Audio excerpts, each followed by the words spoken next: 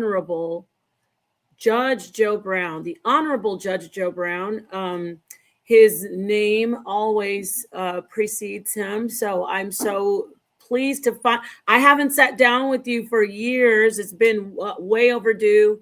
I'm so glad to bring you on because we've got to talk about some things that are going on, especially the Karmelo Anthony situation. So thank you so much for joining me. I won't do too long of an intro. Thank you so much for joining me, Judge. All right, my pleasure. All right, so I told the judge I had to hit the live button because he was already dropping some jewels backstage about censorship. Right? We can't do anything in social media, but it's supposed to be our free voice. Correct? It is, but the far left has been censoring it very heavily. They even have an adjunct like the Republicans have MAGA. They have the National Socialist Party of America, but there was a previous National Socialist policy, excuse me, a previous National Socialist Party of, in this case, Germany, not America, same name, but just a different country. But their acronym in German was well known to history. It's NAZI, Nazi. And the same methods that the Nazis used, and they were socialist, is exactly the same that you're finding right now that the left is using. And they have been engaged in an intense propaganda campaign that they don't want rebutted by anybody having true free speech in anything that they control. And just like certain people gravitate to, say, being hairdressers or interior decorators, those same people gravitate to the entertainment, news, and communications industries. And since they populated heavily those three particular related industries, uh, they take the opportunity to advance their cause. And one of those is to cut down on any voice of opposition. So, uh, you sent me this thing and it said either go through Google or Facebook, and I can't go through Facebook because I've been permanently banned. I had the maximum number of, what do you call it, friends, but Yes. I'd never posted anything. I just had the account so I could read stuff people sent me. And Right. they banned me permanently because they said they didn't like what I posted on X and I might make some of their clientele feel uncomfortable. So, I don't use pro. So they banned you. Yeah, so I don't for life. Wow. And I don't use profanity really, and I don't use the N word. And what I do is stated with precise language for the most part. In fact, some people say, "Why do you use such big words?" My answer is, "You have a dictionary. Go look it up. Improve your mind." But they don't like good ideas or anything that counters the rhetoric that they've been putting out for a long time. So we are where we are right now. We Now, are where we are right where are now. we going? Well, What do you want to talk about?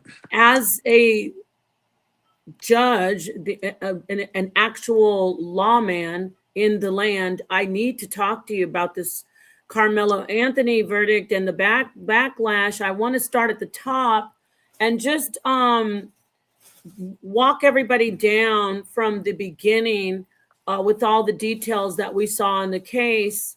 First off, Karmelo Anthony, he was 17. His victim, Metcalf, was also 17, correct? They were both the same age. No, Metcalf was a year younger.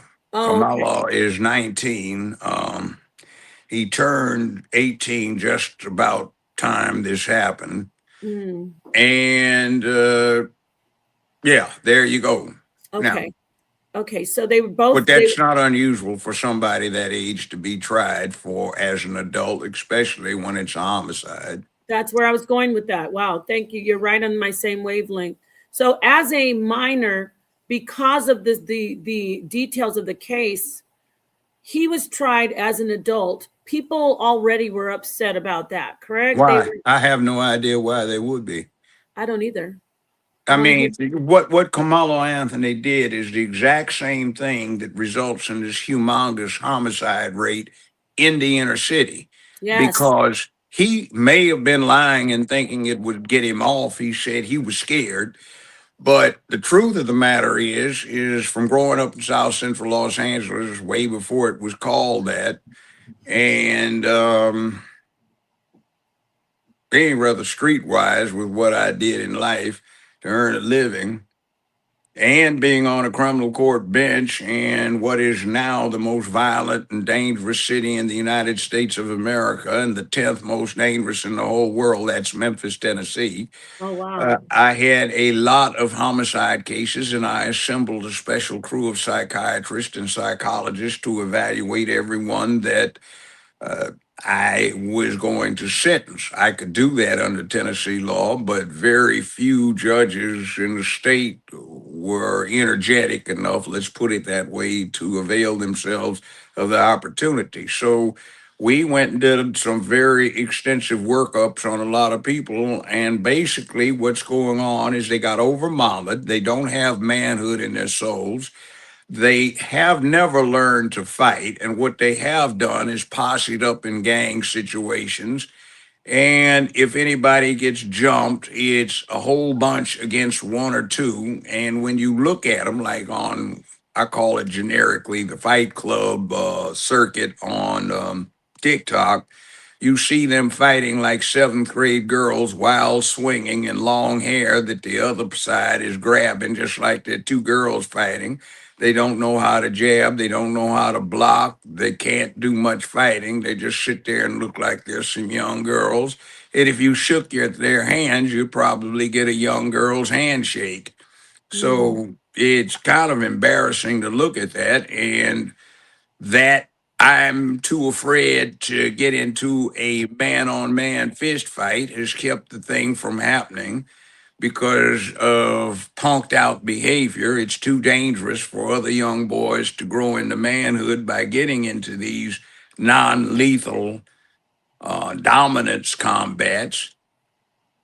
And it's kind of embarrassing when you tell the whole world that you did this because you were scared. So the reaction that the rest of the world is getting, oh, why should we listen to foundational Black Americans, Afro Americans, African Americans? They're not man. In other words, they're actually saying in their leadership, these people, these women, these elected officials in high places are saying he was too scared to fight, so he had to kill to stop it from getting to that point. Well, if they aren't brave enough to risk a man on man fight with bully or anything else, then they aren't worth listening to. It's a slur on black manhood, and I, as a black man, I resent that. And the other thing is, it was cowardly. The other thing was, is if you're not prepared to take a behind whipping, if it comes to that, then leave. And you win some and you lose some, but these boys are so sissied out these days, they don't even get in one-on-one fights except rarely. Their mothers probably get in more fights than they do from looking at things, and that's not a good example to Yes, set for that's anybody. And then you get AOC, Ilhan Omar, you get Jasmine Crockett, and you get all of this splash of black female elected officials and other black celebrities, and they're talking about he should have killed the other one too. And you know what kind of talk is that? right. And Judge, I want to come in here, right? You're what, as they say, you're cooking. You're all hitting all the great points. I want to elaborate on the thing about the mothers. We did a couple panels, and there was a woman up here. She was, a black woman, like black like us, and she was saying, my son, I'm paraphrasing, she was basically like, he didn't have to get up because then he would have been a punk.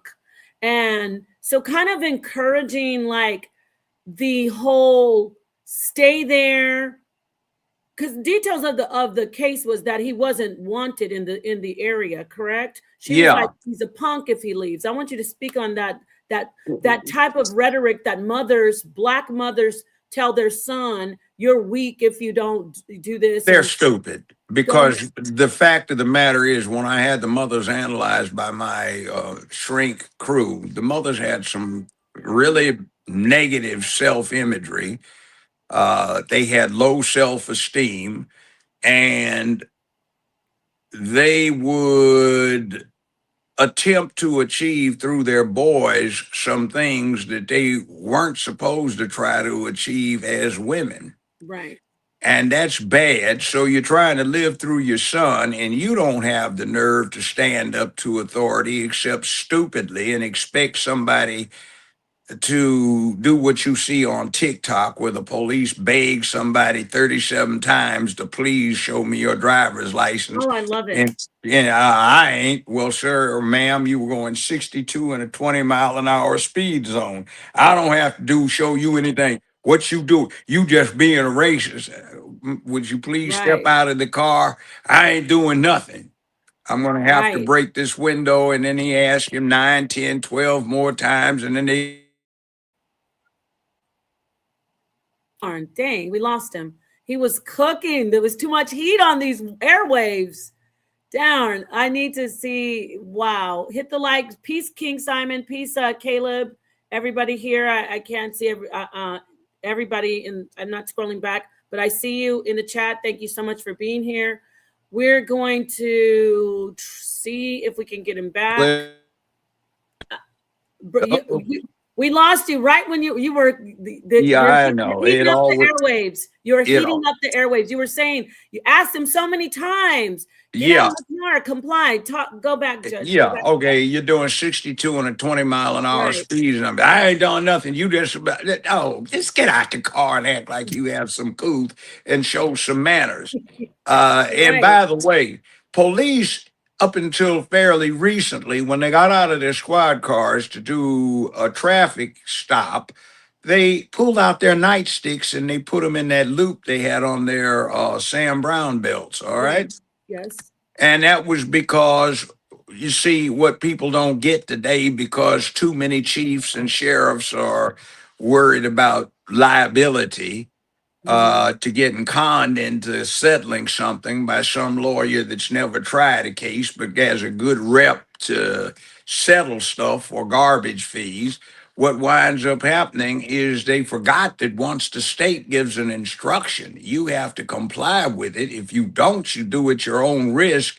And when the officer acts, he's also acting at his own peril of going wrong about it. Mm-hmm. But after he asked, and it's clear that you got the instruction and you disregard it, he can beat you until you comply. That's why they had the nightstick, and that's been the law for, say, the country's 250 years old now. That's been the law for about 235 of it. So, Wow.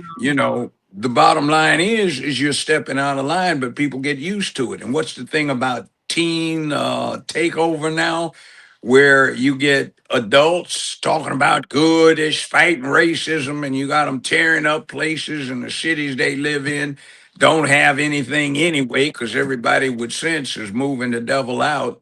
And um, it's the women and children and the old folk and the decent folk that live in the neighborhoods that do have a legitimate apprehension about going to a gas station after dark, or doing Oh, broad yeah. daylight, or going to an ATM, a pharmacy, a grocery store, going to a movie, or trying to get a bite without getting their car broken into, Right. this kind of thing. So it's always a truth that I go back to that I knew by the time I was 14, because I'd seen people die by then up close and personal. And what the deal was is that it was always the scaredest person out there who would be the first to shoot or stab somebody. Why'd you shoot the guy, man? I mean, you see what you gonna do? Man, that dude wasn't doing nothing but talking, man. Why you do that? Man, you just scared, man. Right. You see. Judge, I want to talk about these there's two groups of young men. We're going to put the because every time I say about young black men, they always say, "Well, what about the white boys Oh, that are the getting hell with it, because somebody else is acting a damn fool. You don't have to either. right, Somebody just committed suicide. In fact, I knew the family, jumped off the Mississippi Bridge and killed himself because somebody gave up on himself and did that.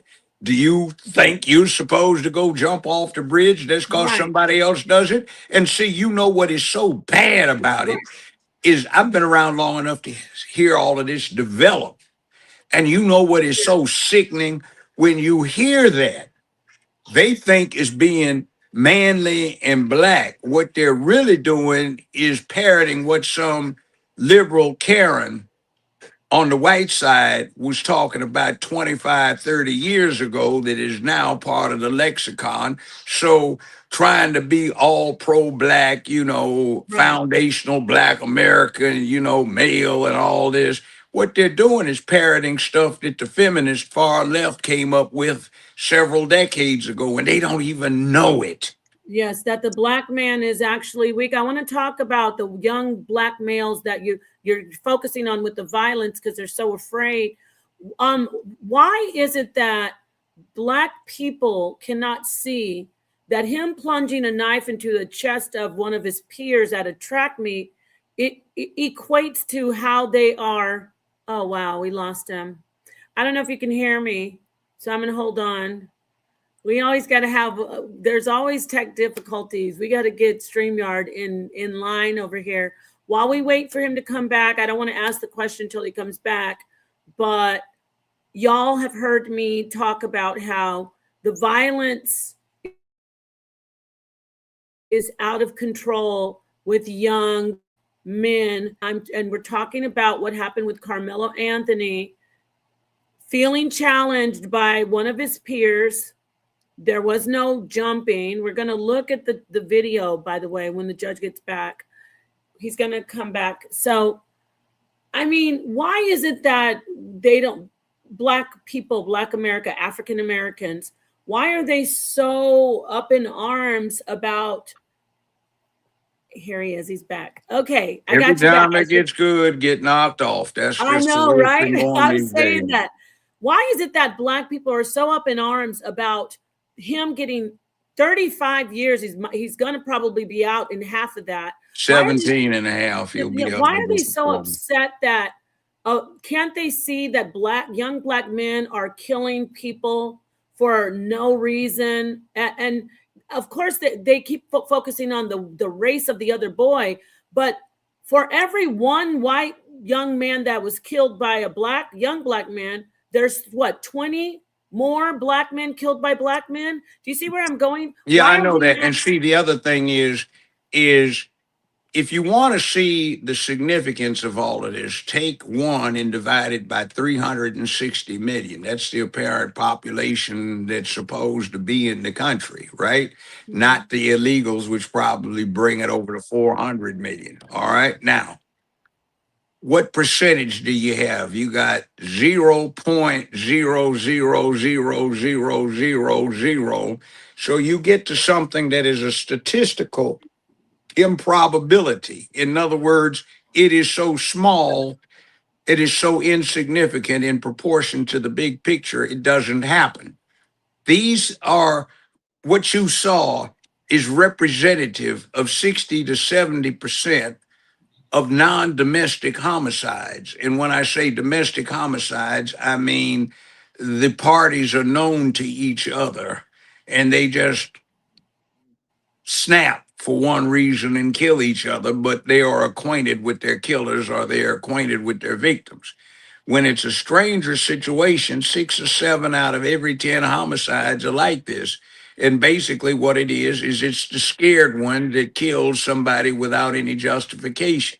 Now, that's what you hear. And I find that personally embarrassing for somebody to assume that because I'm a black man, I'm supposed to be too scared to get into a fist fight. Right. There's some people I wouldn't. My dead brother, the late Dr. Clifford Stewart of Los Angeles, Grand Master of many martial arts, and somebody who Black Belt magazine for 15 years called, quote, probably the most dangerous human alive in North America. And he was.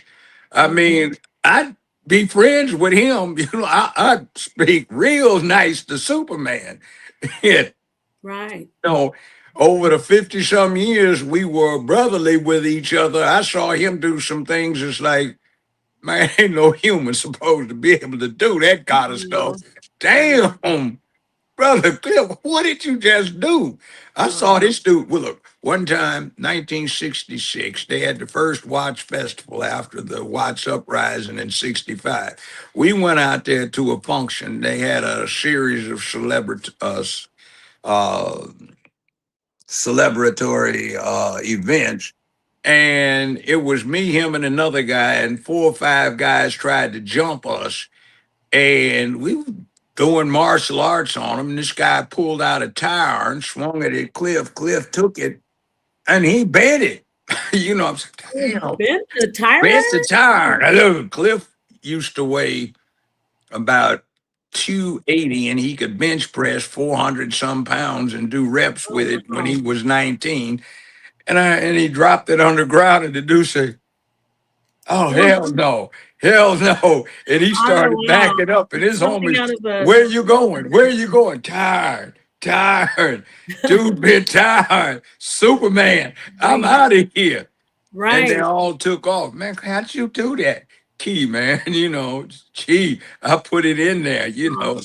Ooh, Well, man. you don't pick fights with people. So let's get back to him. What do you think? Why wouldn't he leave? Do you? Well, it's a gang mentality that's out there. You're Right. trying to prove something. And when I Right. grew up in LA, we had the Slausons, Dale Vikings, businessmen, Bobtown, De La Soul, et cetera, et cetera. They're obsolete and gone because the tension relaxed after that 65 uprising, and they were no more until they revived. And what was going on is the little crybabies that didn't have a daddy in the fifth grade became badass, joined up a posse by the time they got into seventh, and then they wanted to go for it. And when I analyzed that type years and years later, when I was on the bench, I had them analyzed. They have low self esteem Right. things, and when they get posseed up, they get a chance to vent, so to speak, and convince themselves that they're not the punks that they are. See, uh, don't ask me how I did it, but I used to, when I had my unique thing where everybody I put on a bond or put on probation or suspended the remainder of a sentence, they had to come to my personal counseling session. And we won't get into how I got advantage of this, but I had some made men from a certain organization fly out to Memphis to sit in where I had the thing and the doors were locked, wasn't any bat cape on and all of this. And we'd talk, and they would talk about manhood, and they would say, this is a man thing. You can't tear up your own neighborhoods, sell poison where you live. You can't do that. You have to be able to count on your people looking at you as an asset. When the old women can't get their, or the old widows can't get their late husband's pensions, we take care of it. When somebody assaults a young girl, we take care of it. When somebody's got a problem with a landlord, we take care of it. If you're trying to do business with us, that's old time feudalism. We deal with each other, but we do not involve the civilians and we protect them. So they tell, that ain't manly, man. You tearing up people. What you in here for? Judge, what he in here for? And I tell them, see, you messing up your own neighborhood. You ain't got nothing to say. That ain't man. That punk. You know, that's a punk play. Right. And So it was. right.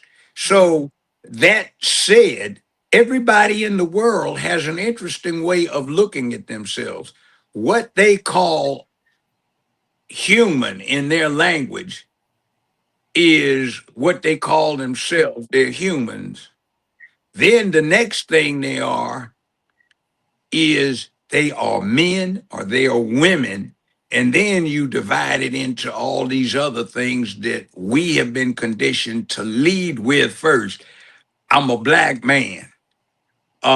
Okay, fine. But most people in the world, when they think of it, would put man first, and a man who happens to be black, a human male who happens to be black, Right. rather than thinking of yourself as somebody black, which means you don't deal with your humanity because you're thinking of yourself, if you, as you've been taught by the propaganda, Right. you have been conditioned to accept as subhuman. Now, one of the problems with racism in this country that makes it so bad dealing with us is something I read almost 60 years ago in an archive section of a UCLA library.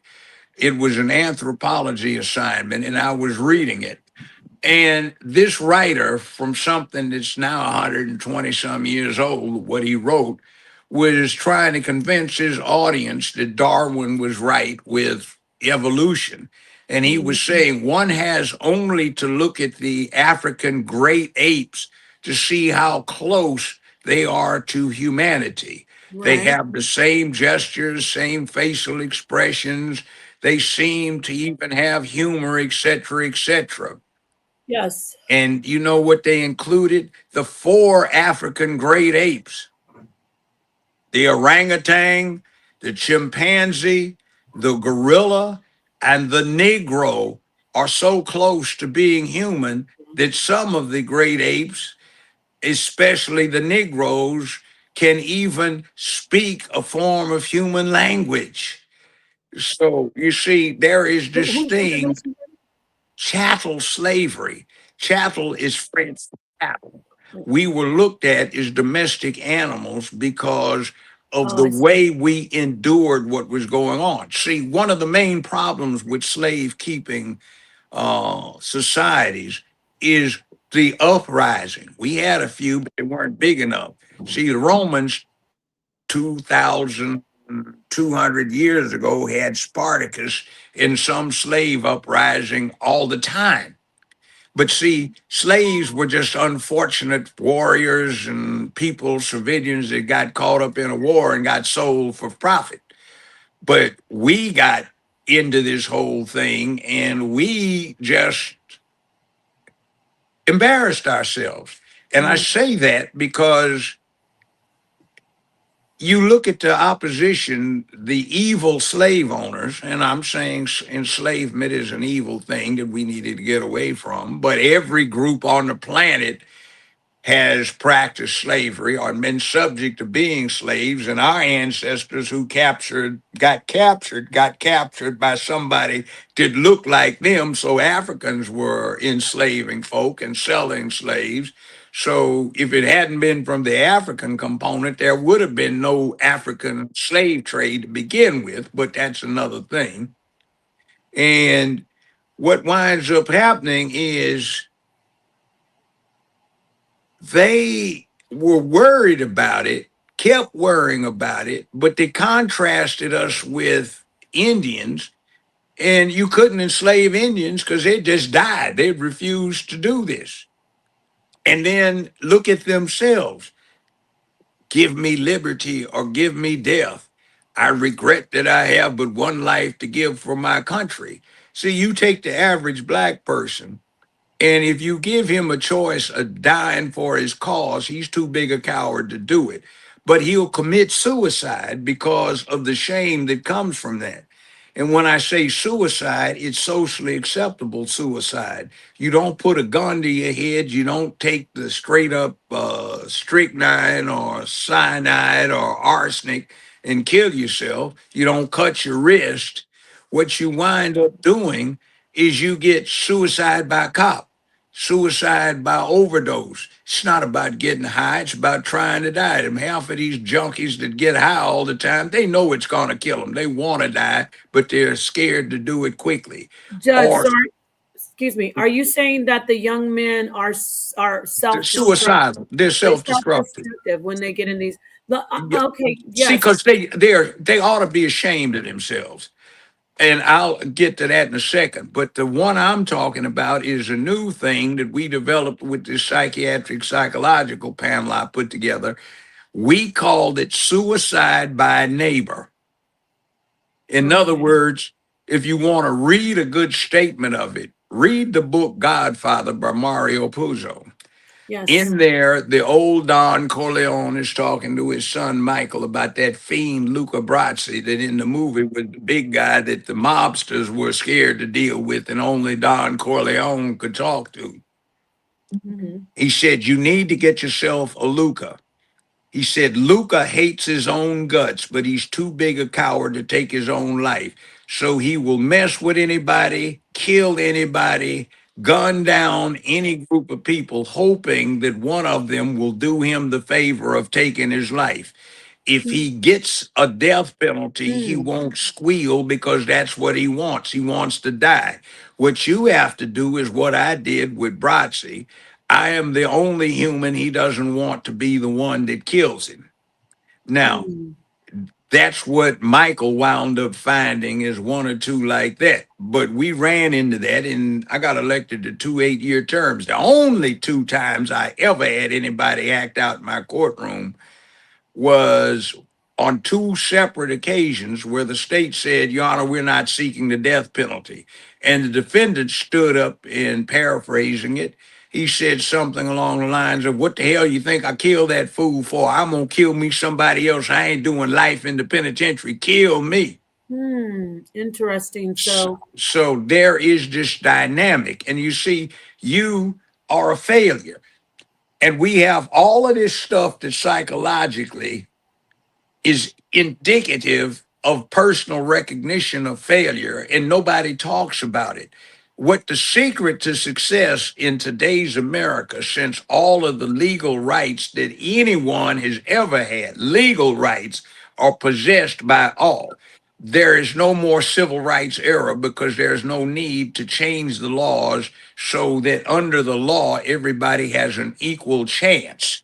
Now, what happens is the kitchen table.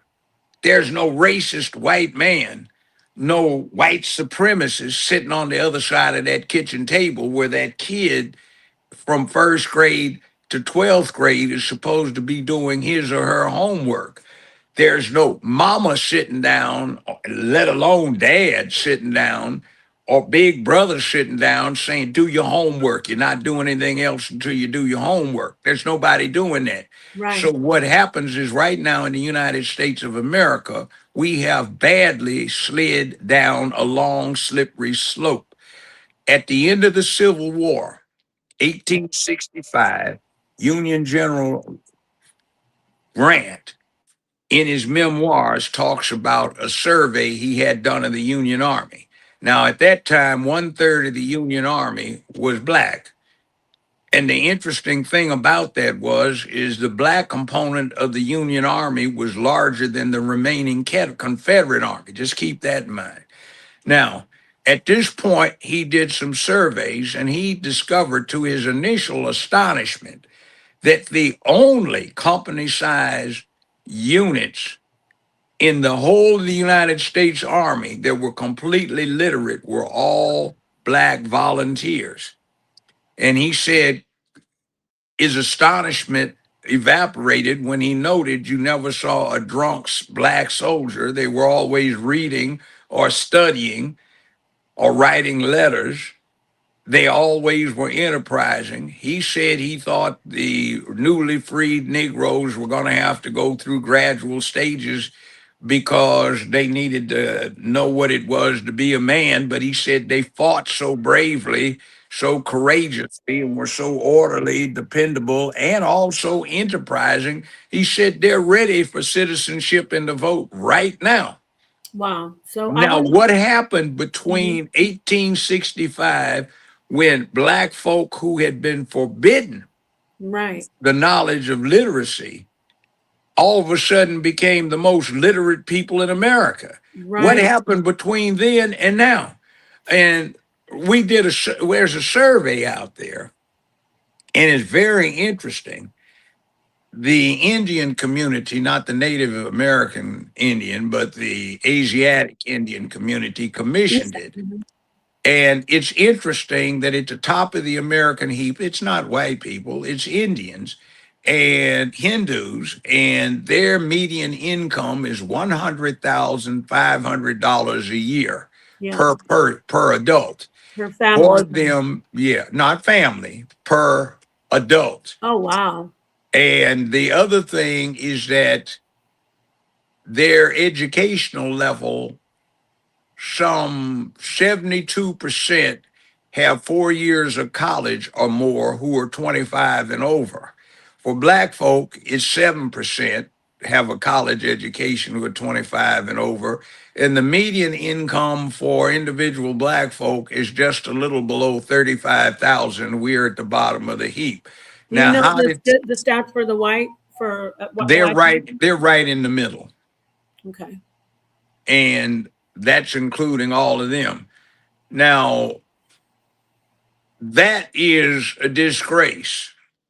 And there's also something disgraceful that's happening right here in Memphis. Memphis is probably the largest predominantly black city in America.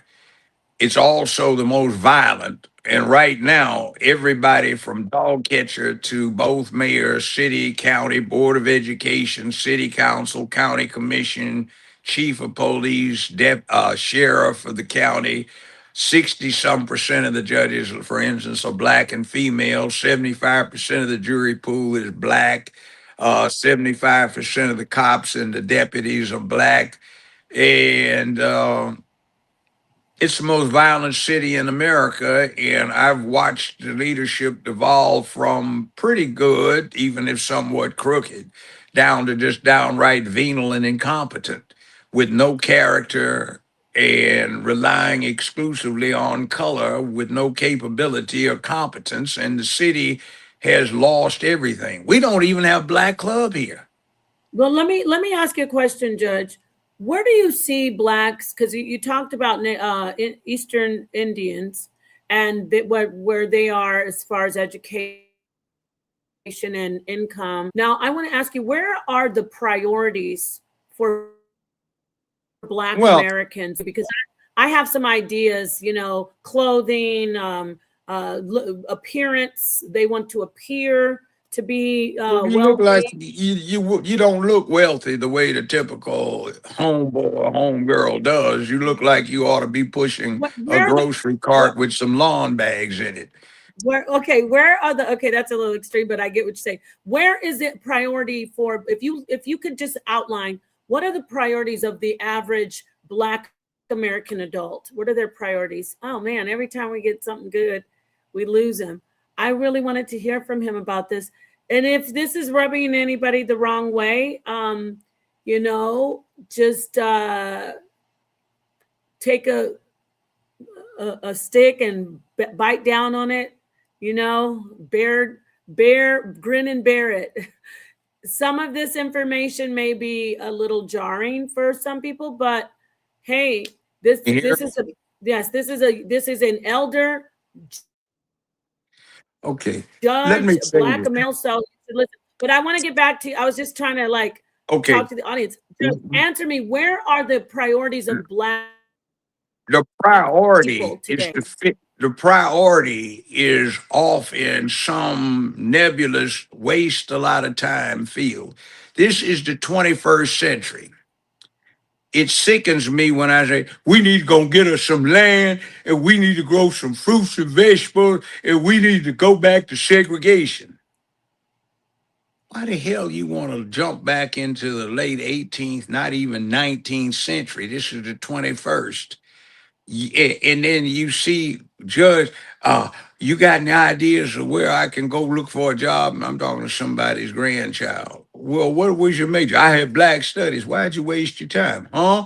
I want to learn about my people. Why don't you just read up on that yourself and get something that could get you a job, or you could understand the technology and how the world works?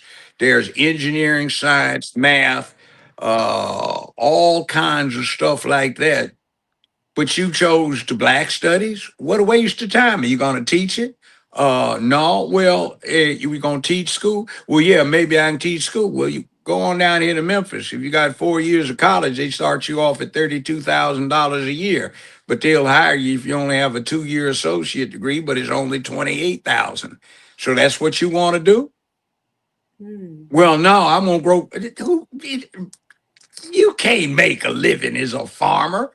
these days unless you are a mass corporate farmer, and then we subsidize them because a lot of the American investors went overseas. And if you go to the produce department, it says Brazil, Argentina, somewhere in South America, Venezuela, Mexico. It doesn't say produced in the United States. And we subsidize these huge corporate farmers so they can stay in, and when occasionally there is a need for the food they can produce, they have the means to do it. Otherwise, we subsidize it by paying for the stuff and putting it in a warehouse someplace, or turning the grapes into raisins or something, or making wine out of it, which is a growing industry. So why do you deadlock yourself with something that's not going to go anywhere? Why do you spend so much damn time in the student union playing bid whist or spades instead of putting your head to work and getting it together? Now, I know some billionaires. I've had a few sit up at a house or two of mine and have dinner. My last ex was a social climber, and we had a place, two places up in Aspen and other places around the country. And I'll tell you this, other than the trust funders, which they despise as little leeches, uh, the average billionaire, multimillionaire, his light work week was 60 hours a week.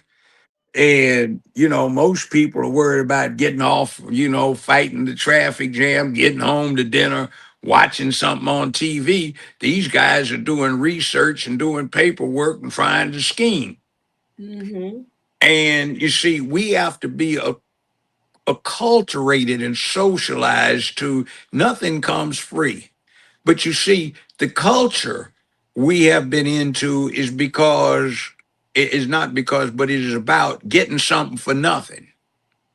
In other words, our rap artistry really got into rap deep when they started switching from brag rap, which they did in the late 70s, early 80s, Right. down to the gangster stuff where they were talking about moving grams. So people ideated Right. for a little bit of work, they could, be eating shrimps, not shrimp with a P, but putting an S on it, and champagne No, and not shrimp. Wait, Judge, it's scrimps.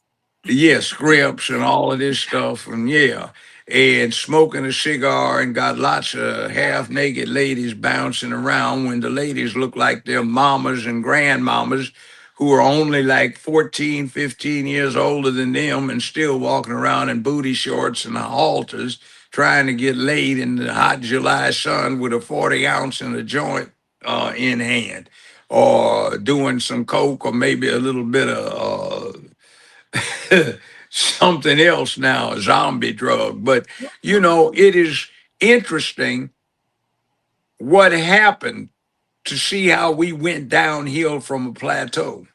Right. Now, what I do is I don't care whether you like it. I've had a good, fun filled, well compensated life that I earned.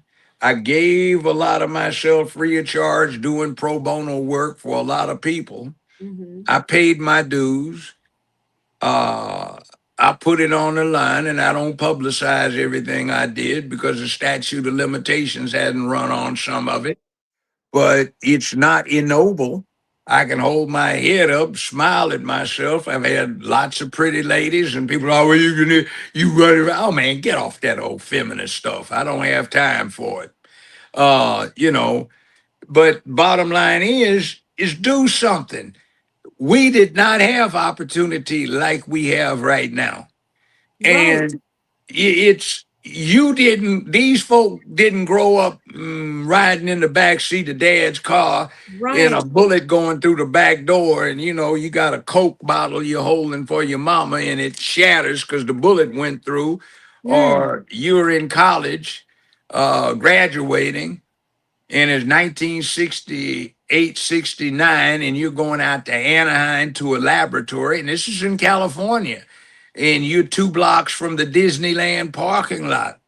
And what you're looking for is in an alley, but nobody told you that. Cop pulled you over and said, "Excuse me, you appear to be lost." "Yes, sir."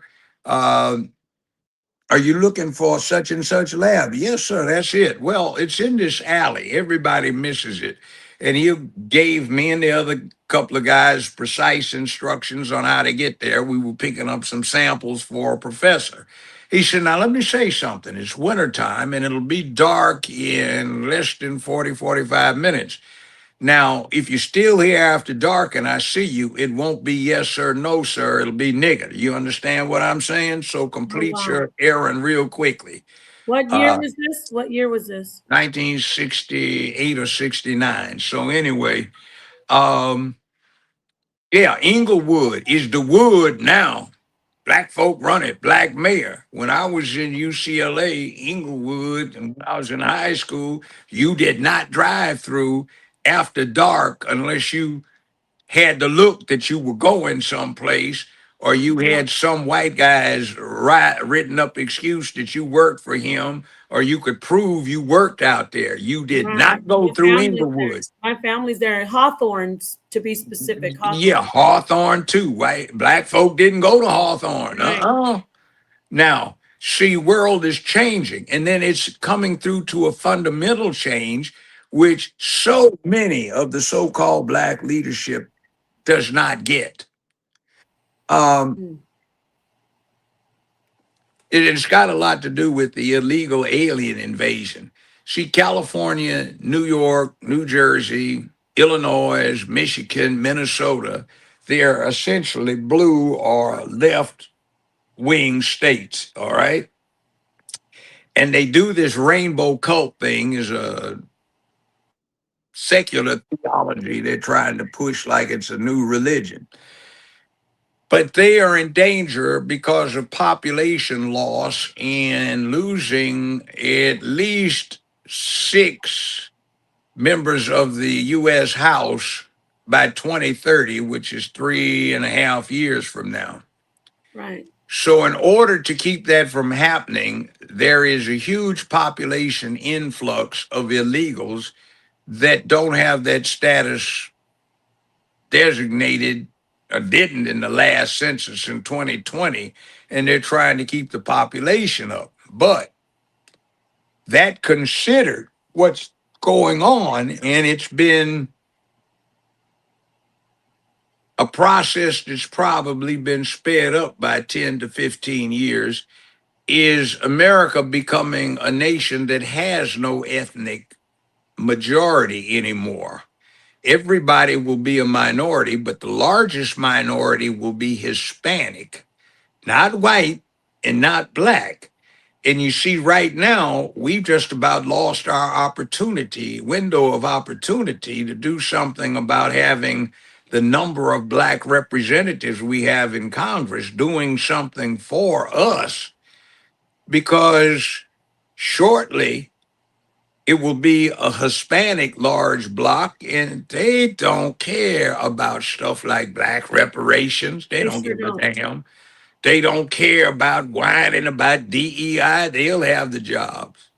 Right. And we elected enough black officials to do anything that's necessary to advance the black cause. But they've not been advancing black, they've been advancing rainbow. And most of them, to look at them, listen to them, and observe and be familiar with what they've done, they're straight up rainbow. And you got to worry about what they're doing to get their freak on in the bedroom. And that's their business, but Right. tell us, you want us to vote for you because you are black, but you don't pass black legislation. You pass No. rainbow legislation, and you Right. try to sissy up all the boys. And that, by the way, is a feminist Karen act. We didn't call her that back 50 years ago, and that was caught up with the anti-war thing. War is a man thing, man. We need to be about love, man, not war. And man, if we need to change the way we boys are raised to be in, man, need to raise us like girls, man, so we will emote and cry and shout and let it all hang out instead of being so uptight and under self-control and then exploding into war, man. Well, let me ask you about this because you have a great point when we get talk about immigrants. Um, I want to take it back to focusing on Black people on this live, which we are centering talking about Blacks in society. And then I'm going to also show the video, a little footage of Carmelo Anthony, because everyone's saying he got jumped, but I digress. I With don't care if he got jumped. right. Hold that Take thought. your ass whooping or run and then Hold that come thought. back and learn to fight better. I got you, and I'm with you on that 100%. But I want to get back to the thing about the immigrants. Do you agree with me when I say Black people have made it a shameful thing to have a job as like a janitor or a someone who works in a Yes. Yes. and they think that they let the Mexican clean the houses. And now, Yes. so I want you to Yes. talk on how Black people are crying about a lot, but they don't take the opportunities to work a legitimate, and I'm not saying all Black people, obviously, because we're Black. I'm talking about there's They come more from a than a majority, that has low more than half. self-esteem for the family. All I right. gotta get this out because I clean this up. I don't want anybody clipping me up saying I'm talking about Black people overall. But there is a huge portion of the society where they think it's more honorable to be a drug dealer than someone who is cleaning toilets in a facility. Am I right about that? Talk to me about that, please. Yeah. I talked to somebody not long ago. I ain't flipping no burgers at no Mickey D's. I said, all you gotta do is Bingo. be able to recognize the pictures. Why not? And I ain't waiting on, I said, I waited on tables. I dug dishes. I loaded trucks. And, until I broke up with my last ex, I had one of those black platinum American Express cards. And unless the charge was over $1 million, they didn't even have to call in to verify it. Hmm. Now, I did it. Why can't you? Exactly. Well, Thank you. see, you lucked out. I didn't luck out. It was hard work. I Hard didn't work. audition for a damn thing. They came and got me, and I had that with all of most of the jobs I had because I performed well and people wanted the performance. So Right. I kind of got drafted, so to speak. But, it's a bottom line. How hard are you willing to work? I need my rest. No, you don't. See, you have a choice. Get plenty of sleep or be successful and Oh, don't. thank you. Thank Now, you, Judge. that's what it comes down to. Successful people tend to sleep 4.5, 3 hours a night, not 8. I got to get my 8 hours sleep. Yeah, that's why your lazy ass doesn't have anything. And you're always running around begging, and before you open your mouth, trying to ask, no, I'm not loaning you anything. See, that's what I want to say. So the immigrant is focused on. I'm not talking about what's going on with them legally. I'm talking about now. You see these restaurants, these fast food restaurants, the starting what do you say The wage is position, yeah, guess who's filling them? $20 now at Chick-fil-A and In-N-Out. $20 to start for Yeah, well, one. that's in certain states. It's not here. What, California, Arizona. I'm I not don't out know, but there. I'm in in Memphis, Tennessee.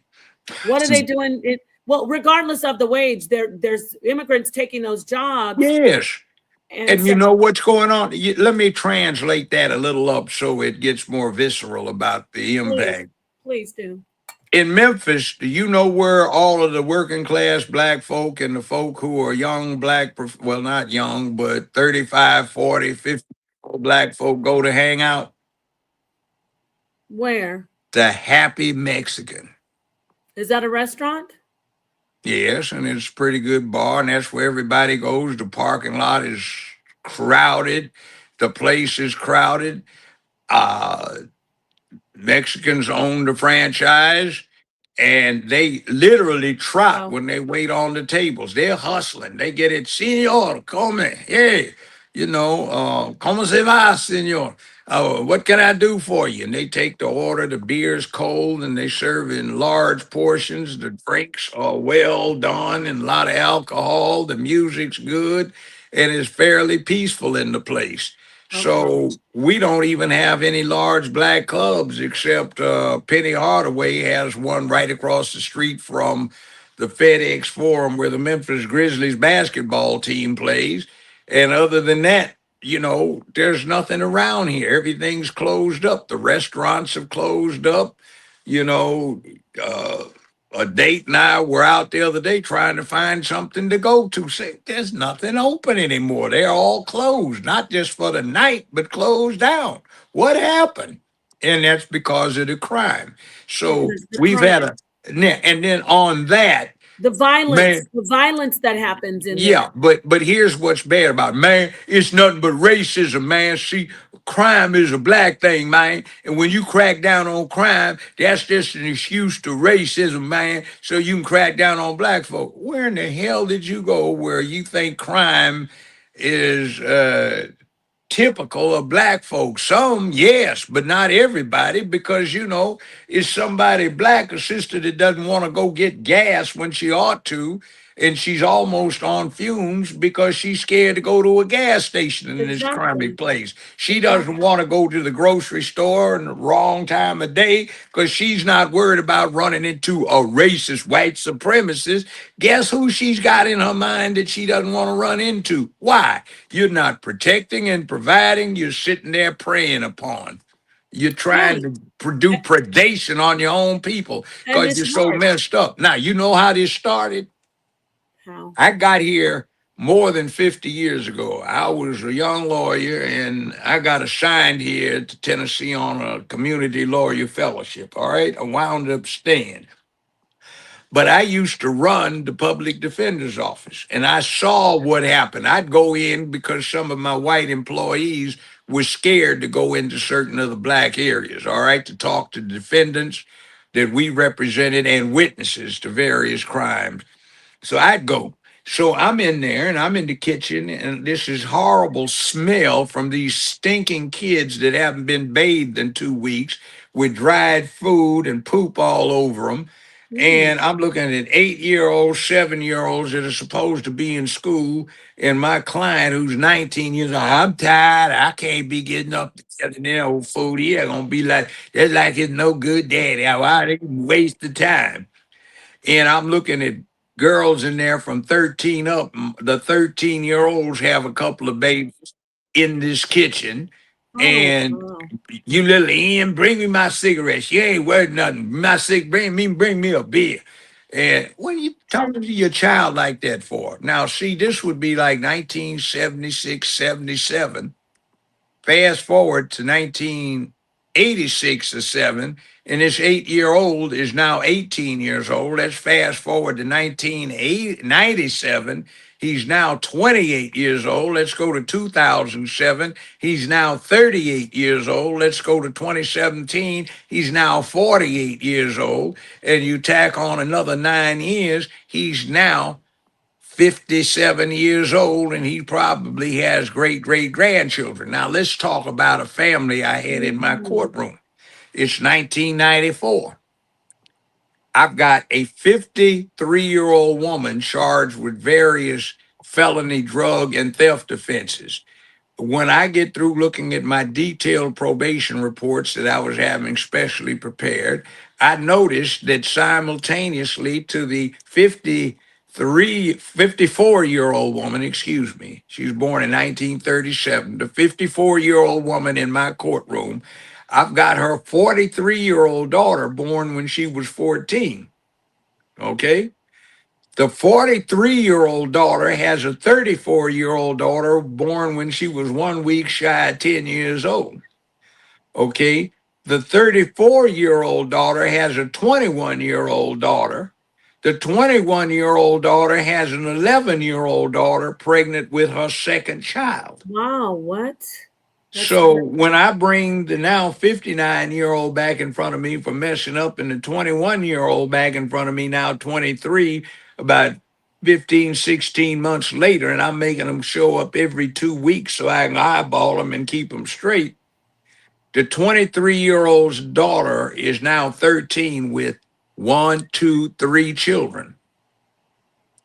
I was making the 57-year-old, now 59-year-old come back every 2 weeks with some reports that people had done. 1 week she had 342 lineal descendants. The next week, 2 weeks later, she had 358. Yeah. Now, one of her great grandsons was in my courtroom. He was 29 years old, and this clown had 47 or 48 children, never paid a dime in child support, and about 35 or so different baby mamas. See, this is the thing. Yeah, go ahead. You Oh, want it gets worse. When I retired in 2000, this woman had 3,400 plus lineal descendants, and she wasn't but 63 years old. what? That's remarkable. And no, it's not. We tracked five women total. She was one of four. One of the women was white. And between those five women, by 2008, they had almost 200,000 lineal descendants in the West Tennessee area. Nobody knew it because nobody was tracking it. What? So when you start talking about what's wrong with us, you started getting those who took advantage of the late 60s being an era where most state colleges and universities did not have any tuition, or if they did, it wasn't significant. Right. The main thing was just paying for where you were going to live and get to school and where you were going to stay. So a lot of people avail themselves of the opportunity to escape. So we got the ones that were left got into this hustle mentality where the Johnson administration in 68 came up with that Yep. safety net. Yep. So instead of getting the welfare to help out the children who were needy, they had children so they could pay for themselves and had grandmama keep the babies. Right. That was the welfare era when Yeah. we embarked. And eventually they cut it back so it wasn't an unlimited increase. They'd cap it. This is all Right. you're How going to many get no children? matter. I think it's at 12 children. Yeah. And then see the other thing was is juvenile courts were really bad. Judge, this ain't my kid. Well, I tell you what, you feed it long enough and it'll start looking just like you. So you had a whole bunch of fathers who knew they weren't the fathers, but they'd been accused because they were the ones with the jobs working at International Harvester, John Deere, Firestone, Ford, Chrysler, or something like that, or MGM. And they got accused of the paternity, and there were no DNA tests back then. So you got this resentment build up. You had another thing where the social workers would sit with binoculars and check out to see if any man was going up in the apartment. Maybe he had two Yeah. kids he was trying to visit. They'd cut the Right. check off. And when I first started practicing law 50 plus years ago, number one case was getting the check cut back on because somebody had tried to play dad, so they got shooed out. And then you got this poison hooked up with black exploitation, where Hollywood was going broke because of color TV. So they came up with a new paradigm, and they were trying to get new audiences to stuff the box office with cash.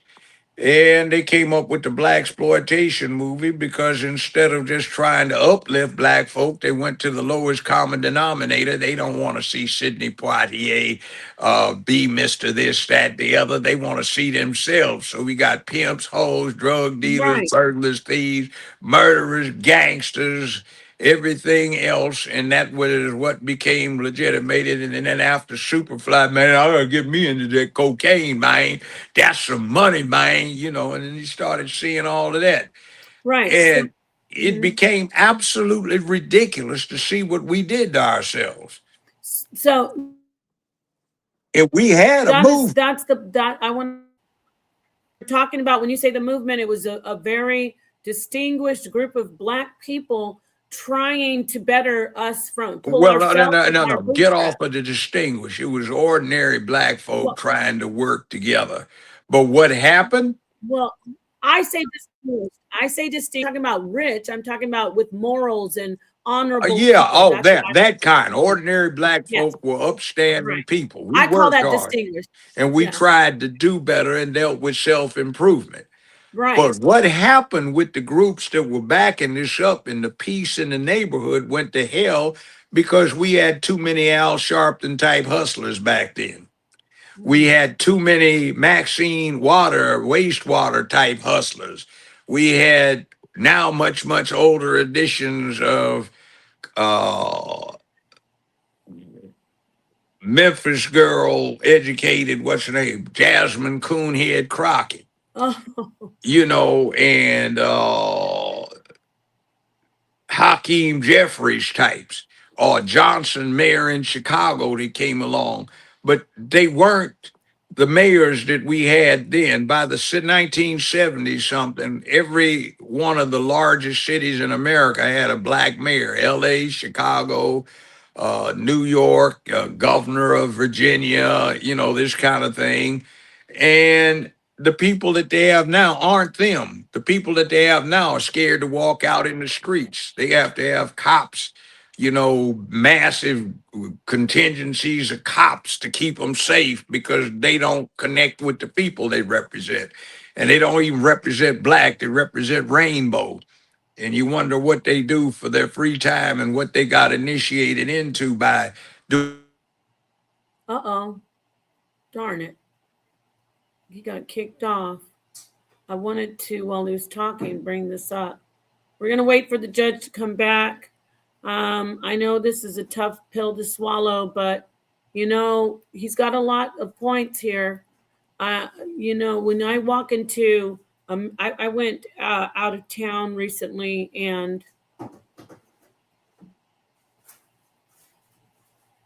you know what, Aaron, if you don't want to face the fact that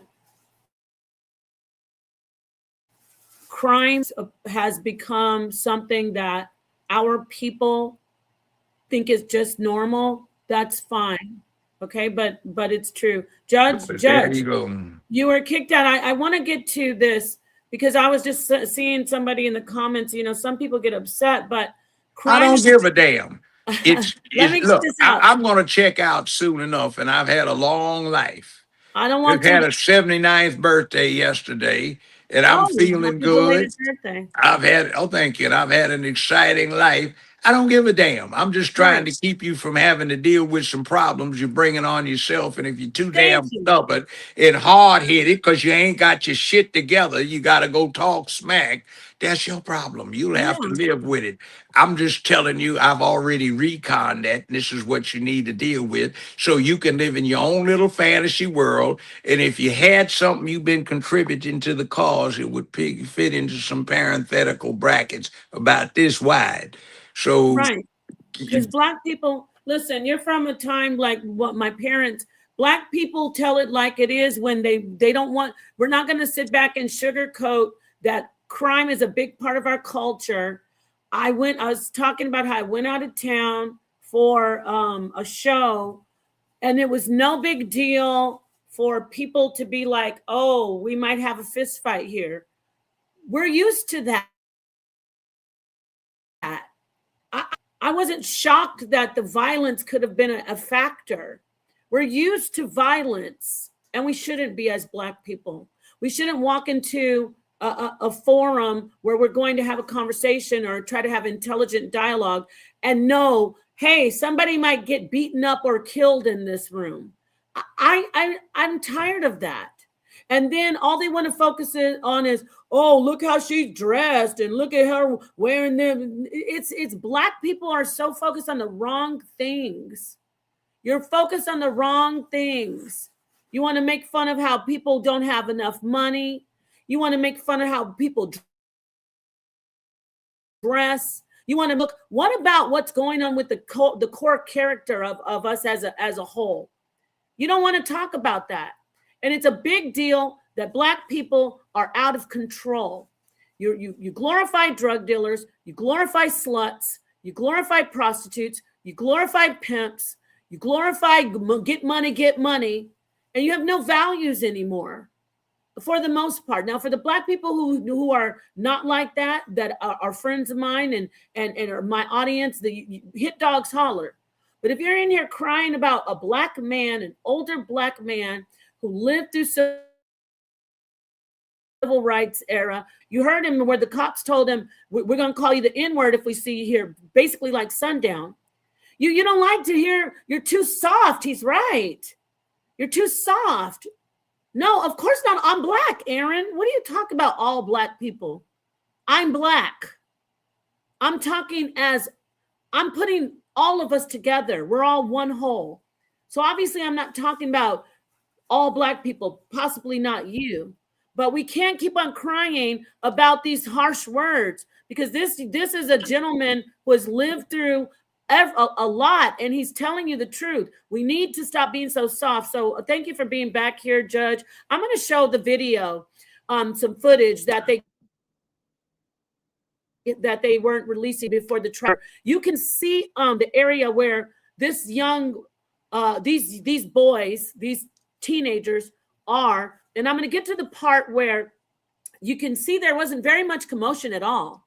But There's hardly anybody understands. They're essentially vacant. This isn't right. a situation with a big crowd. So the yellow tent, I'm just going to try to play like maybe a minute or two right before the incident. Let's get right here. It's around 4:42. We're going to look to the left of the screen. There's nobody jumping him, but I get you, Judge. Exactly. Even if there were, that didn't give him a right to plunge a knife into his And see, chest. I can't get over this. When I was 16 years old, I played football at Dorsey High in LA. We had a basketball game, and somebody did this kind of punk play. There's a fight outside, and he wasn't even having a fight with the guy, but he stabbed our starting varsity quarterback, who died a couple hours later. Wow. And when they caught him, he said he was scared. He was just trying to get away. So, yeah, it was a punk play. And like I said, it was always the coward out there who would shoot or stab you, so he Yes. didn't risk a butt whipping. Always. And that's the problem with these young black males. They want to shoot and stab. They don't fight anymore. If you're going to be a troublemaker, or if you're going to be around trouble, you better be ready to get into some fights. Yeah, you talk a good game Otherwise, and you mind your can't business. back it up. Yeah. Yeah. So there's always these bullies out here with the knives, and he's a troublemaker. They told him to leave. He should have left because of his pride. But let's go ahead and play this. And then I want everybody to focus on the left side of the screen. There's no commotion until he plunges that knife into that boy's chest. Let's watch. So you can even talk if you like, but you see. Okay, this whole thing, let's fast forward to the trial while you're watching. Yeah. They talk about they cut all the blacks off the jury. Well, not really. When the judge conducted the Batson v. Kentucky hearing, which he did appropriately, uh, four of the black folk knocked themselves off because they said because the defendant was black, they couldn't give the state a fair trial. That isn't even a challenge. That's you just off for cause. And three of the women who were called in indicated that they were going to have problems because they were school teachers and they didn't know how that was going to wash dealing with a school child as a defendant. And they didn't know if they could put their hearts in it. Okay, so that's valid right there. Right. When Batson first came, yeah. Now let me say this. That's why they were excluded. Yeah. Now let me say this. I want you to say that, Judge, hold that thought. I just want you to see right here. Okay. It's going to be less than 10, maybe 10, 15 seconds. I've seen this several times. I want the audience to do it. You said I can talk. He's going to push him, and then to get stabbed. Let's watch. Just keep your eyes focused on that. He pushes him, no commotion. He pushes him, stabbed. That's a punk play. Thank you. Now that's what I wanted to show. That is just a cowardly punk ass play. Yeah. Yeah. Was he getting beat? Was he getting jumped like all these black? Well, let me tell you what the law says. Yeah. There's a thing called an assault. There's a thing called battery. A lot of stupid legislators do not know the difference these days, and they're uneducated, so they combine assault and battery into an assault. What an assault is, and it comes up in self-defense, is when someone assaults you and puts you in a position where you have a reasonable apprehension that you are going to be struck. You may defend yourself from the anticipated strike. You But if you cannot provoke, exceed the degree of force that's being used okay, against you. thank If you. it looks like you are going to be subjected to a life threatening injury or your death intentionally caused, you can defend yourself by using deadly force and even take the life of your assailant. But you have to have good cause to understand or believe that you are in jeopardy of suffering a life threatening injury or you are about to have your life taken on purpose. But Judge, I want to ask you. So I he checked the did not have any of right. that. There I was, checked the statute. yeah. If you are provoking the aggressor, if you provoke that person, is it illegal for you to use lethal force after you've provoked them? It depends on whether an attack continues that you have to stop. It depends on the state. So we have 50 states in this union and some territories and protectorates. So I don't want to speak on that. Check with your local trial lawyers association and find out or read up on it yourself. But generally, if there's provocation, it would come to that. But in this case, there is no earthly excuse because a shove does not translate into force likely to cause you a life threatening injury or intended to cause your death immediately. See So what I'm talking about? You can't use deadly force to oppose a simple shove or push or non lethal battery or yeah, touching. can you imagine how many school age children have gotten into tussles and fights? And you could just they're trying to justify him plunging a knife Yeah, into the. I want but wait a minute. Let's go a little to talk further. to you about these. Yes, Let's go a little further. How about all of the inner city deaths, black on talk. black crime that Yes, we are don't cry about that are the exact same thing thing. because That's some my coward point. would not take a butt whipping or risk it. He killed somebody. That's my point, Judge. Yes, they black people are so worried about, oh, he was white, he was white. No, first off, and let me say they're saying it was racist. When you hear that 911 call, the kids don't say a black guy stabbed. Even when they ask him to describe, they describe the guy, they start talking about his clothes. They don't say, oh, he was black. So they make it like it's a race thing, but black men, young black men are killing each other, young black boys, teenagers, and black people are not, you should be happy that there's a precedent, right, Judge? Like you're going to get 35 years for doing something like this. He should have gotten life. Yeah. So there are Look. Let me say this. I think he I'm should have gotten sort life. of an authority on Batson.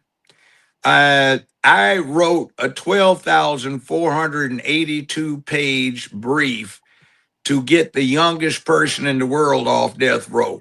I got a stay of execution along with a retained local attorney down in Arkansas 23 minutes before they were going to execute the youngest person on a death row in America for supposedly killing three white people when he was in the seventh grade. All right.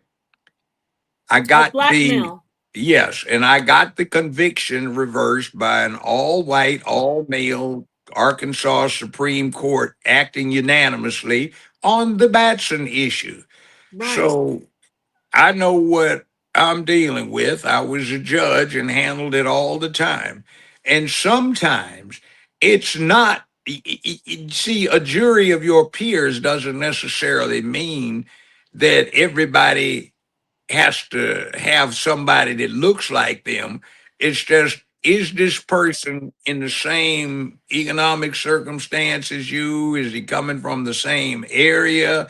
Does he have the same understanding of the law, value system, and things like that?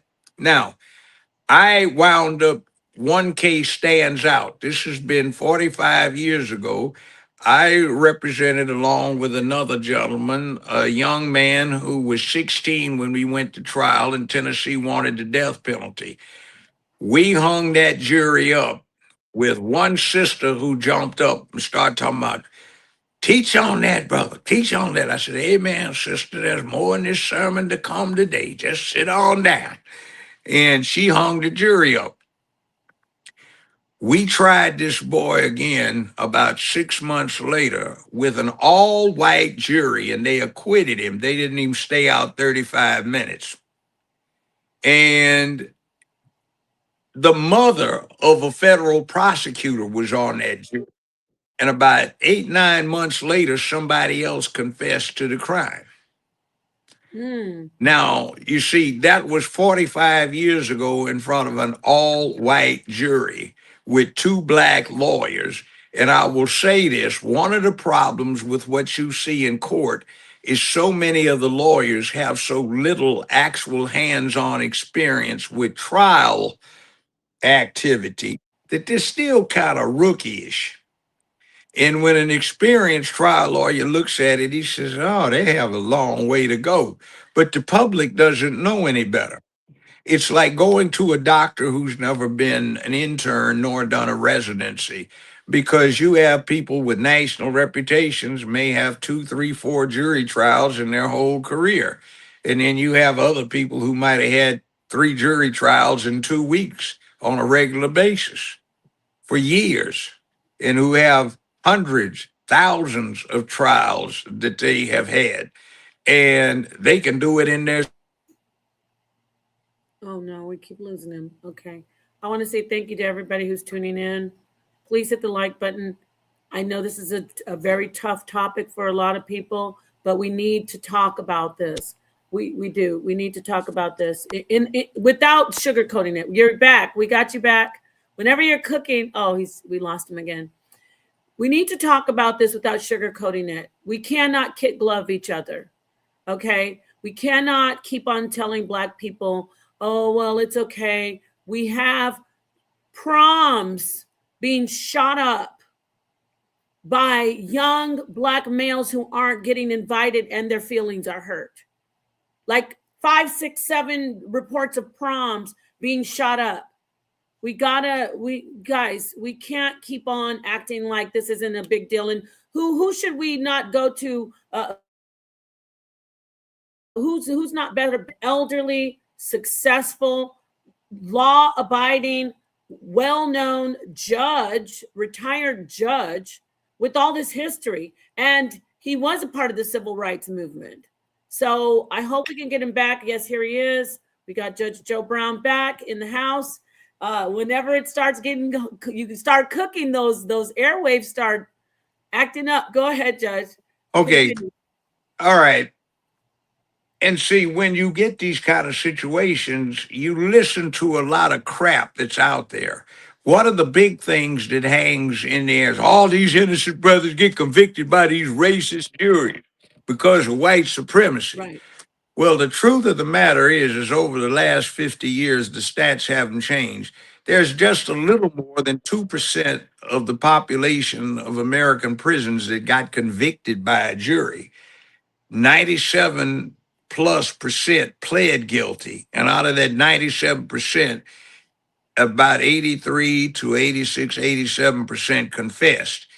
And when you got a chance to look at the recordations of the confession, it wasn't, they made me do, they tricked me. What you see is this OG out in your courtroom trying to play badass for his posse. Yes. He's got snot running down his nose, crying, and I want to see my mama. You let me see my mama. I'll tell you anything you want to know, son. This is a very serious charge. A suggestion, you need to stop right now and we'll get you a lawyer. I don't want a lawyer. I want to see my mama. And it wasn't me, it was Stop Daddy, Little Earl. They the ones did it. They made me do it. You know, like, oh, please, this is embarrassing. And you go out in the courtroom, yeah, man, I'm holding for the posse. And I just say, well, this one over here, I believe that individual spoke at a bond hearing for the defendant, and I think his name is so-and-so. Come to the microphone. Your name so-and-so? Yes, sir. Take him into custody, and that one and that one. The defendant has identified them as the unknown missing suspects in this armed robbery. Please take them into custody right now. and they'd grab them, throw them in the lockup. And the court at this point will show no bond being set. At this time, please set in a couple of weeks a bond hearing. I think it'll take that long to prepare it. You Mm. see, so you get these situations where they tell so, Mama, I wasn't even there. They putting the case on me, and you represent this fool. Man, what you mean you weren't there? Well, I wasn't there. Well, how do you tell me that guy couldn't ID you because he was smoking a cigarette under the light pole? How you know that if you weren't there? Well, see, I wasn't there because he couldn't see me. He lying. I bet. They got 7 witnesses that put you there. 5 of them gave the police your mama's address. Now, Oh what are wow. you talking about? And then you talking about this one Wow. couldn't see you because he was smoking a cigarette. So how you know that if Mm. you weren't there? Well, see, I was there, but I wasn't there. Oh man, God. You see, you get all Yeah. this nonsense. Or we bought this case, man. It's a real heavy case. Me and my lawyer bought this case off, man. What do you mean bought this case off? You were in the back seat of a car and there were 2 roaches in the ashtray. And I had the prosecutor drop the charges because they couldn't sustain them. What What are you about being talking about? guilty? But what about these young men? Talk to these young men out here that they know they may be going to school, they live in the hood, but they're guilty by association. Their cousin is a drug dealer, or their friend is a gangbanger, and they decide to take that ride, and then they get caught up Yeah, in some what big you asked for it. talk. There's an old saying that every society has a version of for Birds as of a feather, long as anybody can remember. birds You of a get feather. judged by the company you You keep. keep, yeah, yeah. And then, Birds of see, a feather flock together. yeah, and then see, here's this other thing. Lawyer Brown, they just putting the case on us, man. This is when I was practicing law 36, 7 years ago. What do you mean putting the case on you? It's Mm, 4:30 something in the morning. hmm. You're in a neighborhood where you know you don't belong. You got the music turned up so you can share it 4 blocks away. You have one tail Why? light out. Your Woo. registration is 2 months out of date. Your driver's license is expired. And you sitting up there, you smoking joints because you looking at the big houses just in case you decide that there's something you're going to have to go pay another visit for. And Yep, you're that's not what you're lying. telling me. What's wrong with you? You're not lying. You are not lying. It's like some kind of mental illness where they know they have these warrants. They know they don't have the headlight. The music's blasting. Remember the cop that got killed by that man that was sitting out in the front of those apartments and smoking weed? You remember that? Oh, there that happens all the time. They made that black male who killed a 21-year-old police officer. They made him like he was a hero in our community, in the black consciousness community. They made him like he was a hero. Oh, we got to free him. He was framed. He killed a police officer. And then you know what? See, people ain't gonna call nobody, sir. Excuse me. Your name is Thomas Jackson, right? Sir, that's your name. And you notice the court just called you, sir. Right. You notice that everybody in here that's got a high paying job, runs a business, has a degree or 2 or 3, they call everybody sir, ma'am, please, may I, thank you, pardon me, excuse me. And you sitting up here being crude, and you're the one that's unemployed, you're the one that dropped out of school. Mm. Do you notice any connection here with your behavior and that of these people who are successful? Well, I tell you what, you decline to say, yes, sir, no, sir, ma'am, thank you, please, may I, pardon me, or you call somebody by their first name again. Mr. Williams, would you please check and see if your key works in lockup? And if it is, the next time he utters anything like that, go use it and take him back there and have him have a little time out. We might Yeah. get to him in a couple of days, and Yeah. those home training manners suddenly kick in. Right. But they didn't get those manners. And because I saw somebody in the chat say, we don't have to say that anymore. It's how you're raised. It's That's about what the hell's wrong with you. What do you mean you don't have to say that anymore? It wasn't right, because right. somebody was making you As say a it, judge, fool. It was right, because you had respect for yourself. It's a right. courtesy. As a judge, I want to talk to you when I've been in court these recently for like a traffic situation. I hear barely anyone says your honor anymore. It's like, do they not? And understand see, when you. that's because we have judges that are just like I said with some of the lawyers. Our judges I know sitting on a bench have never had a case as a lawyer that involves what they're presiding over. Mm, they don't. Let me give you one. Let me give you one. This person sits on a federal appellate court. They put their husband through law school. Mm-hmm. When they had three children, they went to law school. They passed the bar. They got sworn in as a brand new lawyer, and 4 days later, got sworn in as a superior court judge. That was the biggest rookie in the courtroom, is the judge. And within a year and a half of graduating from law school, this person, due to politics, got made a federal district court judge. Now, Mm, what do you expect from that? And see, I know that myself and every black judge in Shelby County went on a holy crusade along with the black lawyers. And one of my mentors, the late H.T. Lockett, judge, his honor, a fine man, lived to be 96 years old. He said, "Excuse me, counselor, you just called this guy Jackie, Mr. Jack Wilson is 74 years old and you are 36.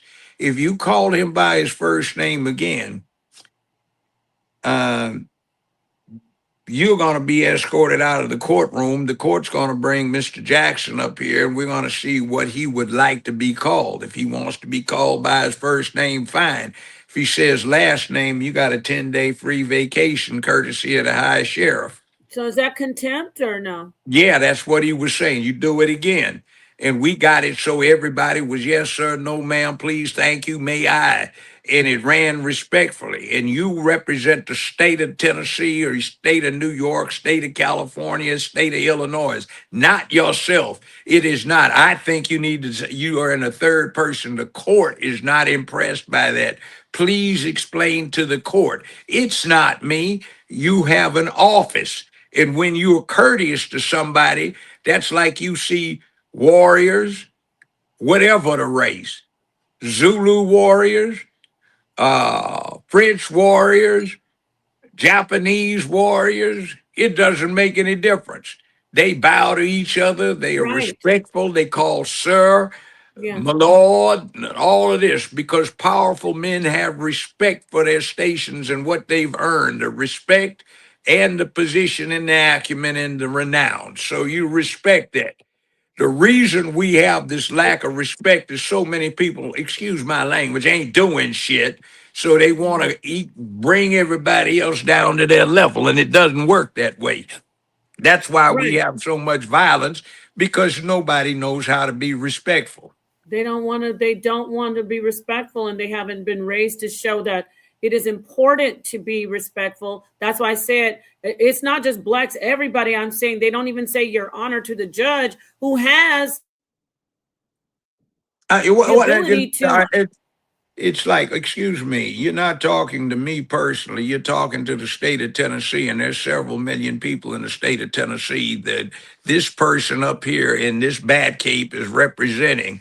So the office demands respect. You shall respect it. So since you can't take him in the back, and in a few days remind me we've got him back there. Okay, now move on to the next thing. You'd get instant respect. And by the way, sovereign person or not, that's what you call the power of the state or of the government. Now, take him back there. And in a few days, remind me. Now, next matter. And you see, you break all that stuff up. And then the other thing is, see, there's another part to it. When I first started going to the upper courts, I remember one time this lawyer and this judge got into a certain animus. "Mr. Thompson, you got a problem with the coat?" "Well, yes, sir, I certainly do." "Well, Mr. Thompson, the court would invite you to settle this man on man, perhaps behind Benton's at 4:30 this afternoon." "Well, Your Honor, that'd be great." And these old guys met up behind Benton's. It's not there anymore. It was a series of bars where they now have the Justice Center. and they took their coats and ties off, and these old guys were boxing, and they could throw down, jab, I said, whoa, these guys can fight. And they got until they were winded, hands on knees, panting, come on, everybody shake hands. And they bought everybody beer for the Wow. rest of the happy hour and shook hands. And see, And that's lived what it and they was all lived to see about. it and they lived to see another day. Yeah, and you see, they fought it out, and they could fight. They could probably whip half of the thugs running around because the thugs are I like, saw that. I saw some videos of these guys, these young guys windmilling. I was like, yeah, it's like, man, what come the on. heck Man. is going on here? Well, a funny story. He died as complications with some anesthesia, getting his knees and back worked on. My good brother, the late Dr. Clifford Stewart of Los Angeles, California. The one that I said Black Belt magazine called, quote, probably the most dangerous human alive in North America for 15 years. Anyway, somebody wound up, we were somewhere and they wanted to act like they were going to rob us. We going to rob you old dudes. Oh, you are? Mhm. So me, my bodyguard, and my brother, we started laughing. Oh man, it's gonna be fun. Come on, how you gonna do this? Yeah, come on, really? It ain't funny. Let it hit the ground. It's going down. I ain't seen nothing going down. So we all had permits anyway. So this dude's gonna reach like he's going for something. I had my 45 out right there before he can even pull it out his pocket. He got it out his pocket. It turned out to be a knife. So my good brother, who is this master martial artist, just he said, "Come on." So the dude tried to take a swing. This dude didn't even see what happened to him. And the next thing, this dude is there pissing all over himself Oh because no. what he did to him. He Well, said, "Now." And then he stepped on his hand and broke his wrist in 4 different places. He said, "Now, while it's healing up, you can think about it." So yeah, we didn't call the police on him, and these dudes trying to rob us, you know. Who yeah. are you? Oh, I watch you all the time. Yeah, okay. So it's kind of like be careful who you mess with. This is the Right. guy that put Exactly. the key and bent the tire iron. Yeah, your brother. But Yeah, but talk he to us was about people. almost 70 then. So, it's like be careful who you're messing with. Somebody might be able to really get their John Wick on and you way over your head. Well, Judge, I want you to talk about this our Second Amendment rights that are being always put on the table, saying should we have these with the liberals? Oh, look, they're Speak cowards. to us about See, that. these punk asses, they want Because the us to criminals be. will still have guns Yeah, if well, they get see, caught. do you expect somebody who doesn't mind murdering you and risking life in the penitentiary or the death penalty, he's Yeah, going to be deterred from carrying his hardware? thank It's you. going to be the ordinary citizen who would.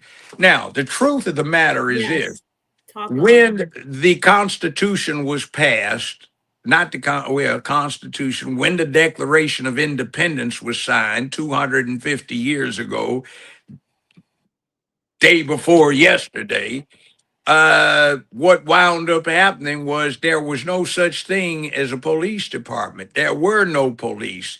The only law enforcement officer was the sheriff of a county, and he was expected to be able to take any able-bodied male in his community, and that was from 15 to 60, and say, I deputize you, and that person was Right, expected to have his armaments and be proficient with them. right, That is a check and a balance. You have the judiciary, the legislative body, and you have the executive branch, and there's supposed to be a check and balance. You have the state and the federal government. You have the citizenry who is armed, and they not suffer, they serve as the ultimate check and balance against an oppressive government. We have rights of self defense, which this clown Anthony just blew all to hell and gave a bad name to. right. And what that means is you don't need an oppressive government to protect you. You can protect yourself.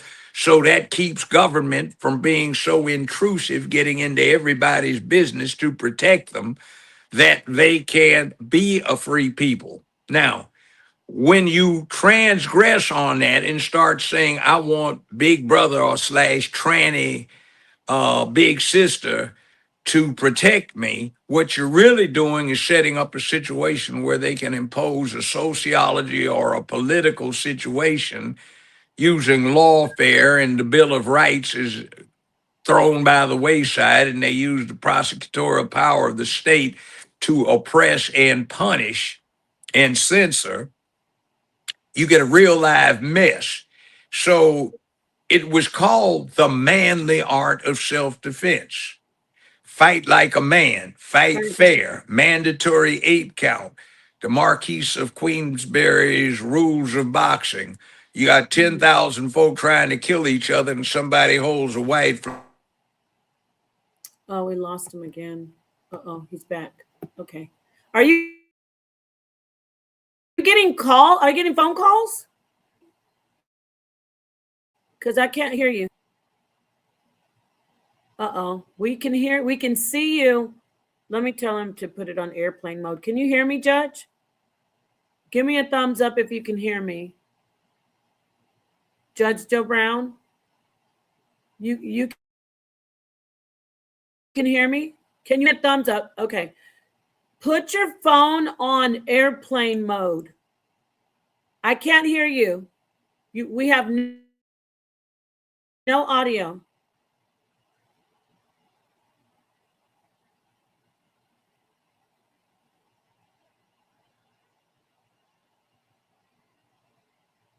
We can't hear you. We don't hear you, Judge. I'm going to have to. Judge. Yes, he's going to come out and come in. It's a real treat having him here. Who is this in the chat? Yeah, he's probably getting phone calls. He's probably getting phone calls, and that's what's going on. I'm going to tell him to refresh. Let's see. We have him back. Okay. Judge, are you getting phone calls?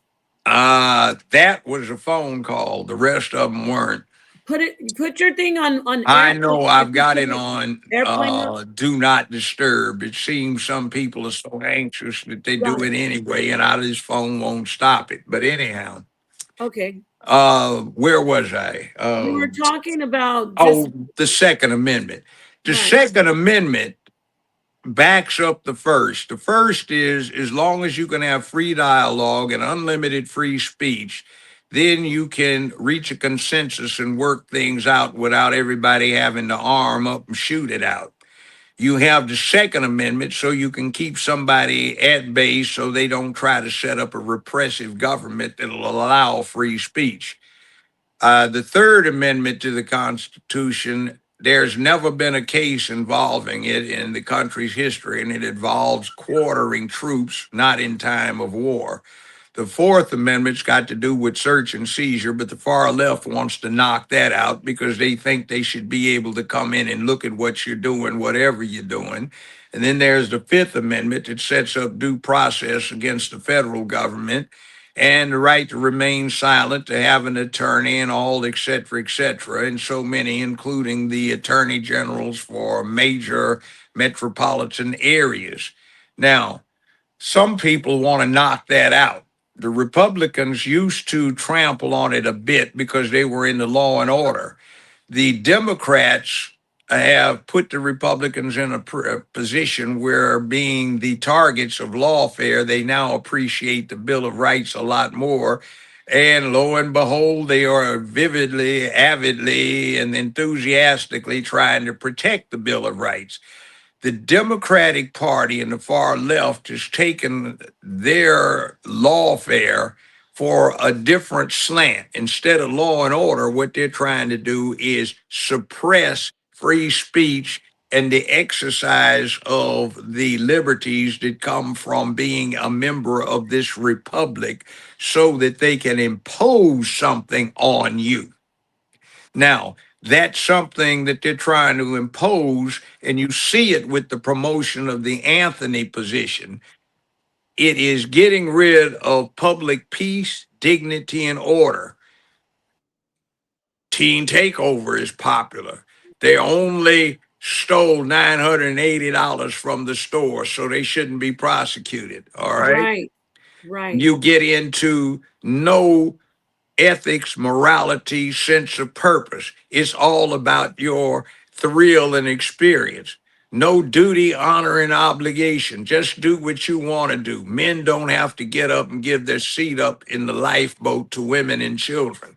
All right. No duty, honor, integrity, no courage and bravery. Oh, it's okay to run, to be a coward. It's okay to be a coward and kill somebody because you're scared to stand up to them and get a bloody lip, broken nose, loose tooth, or a black eye. Right. You see, that's what we have. We have the imposition of that kind of unmanly, that kind of cowardly outlook, which is never before been this widespread anywhere in the world.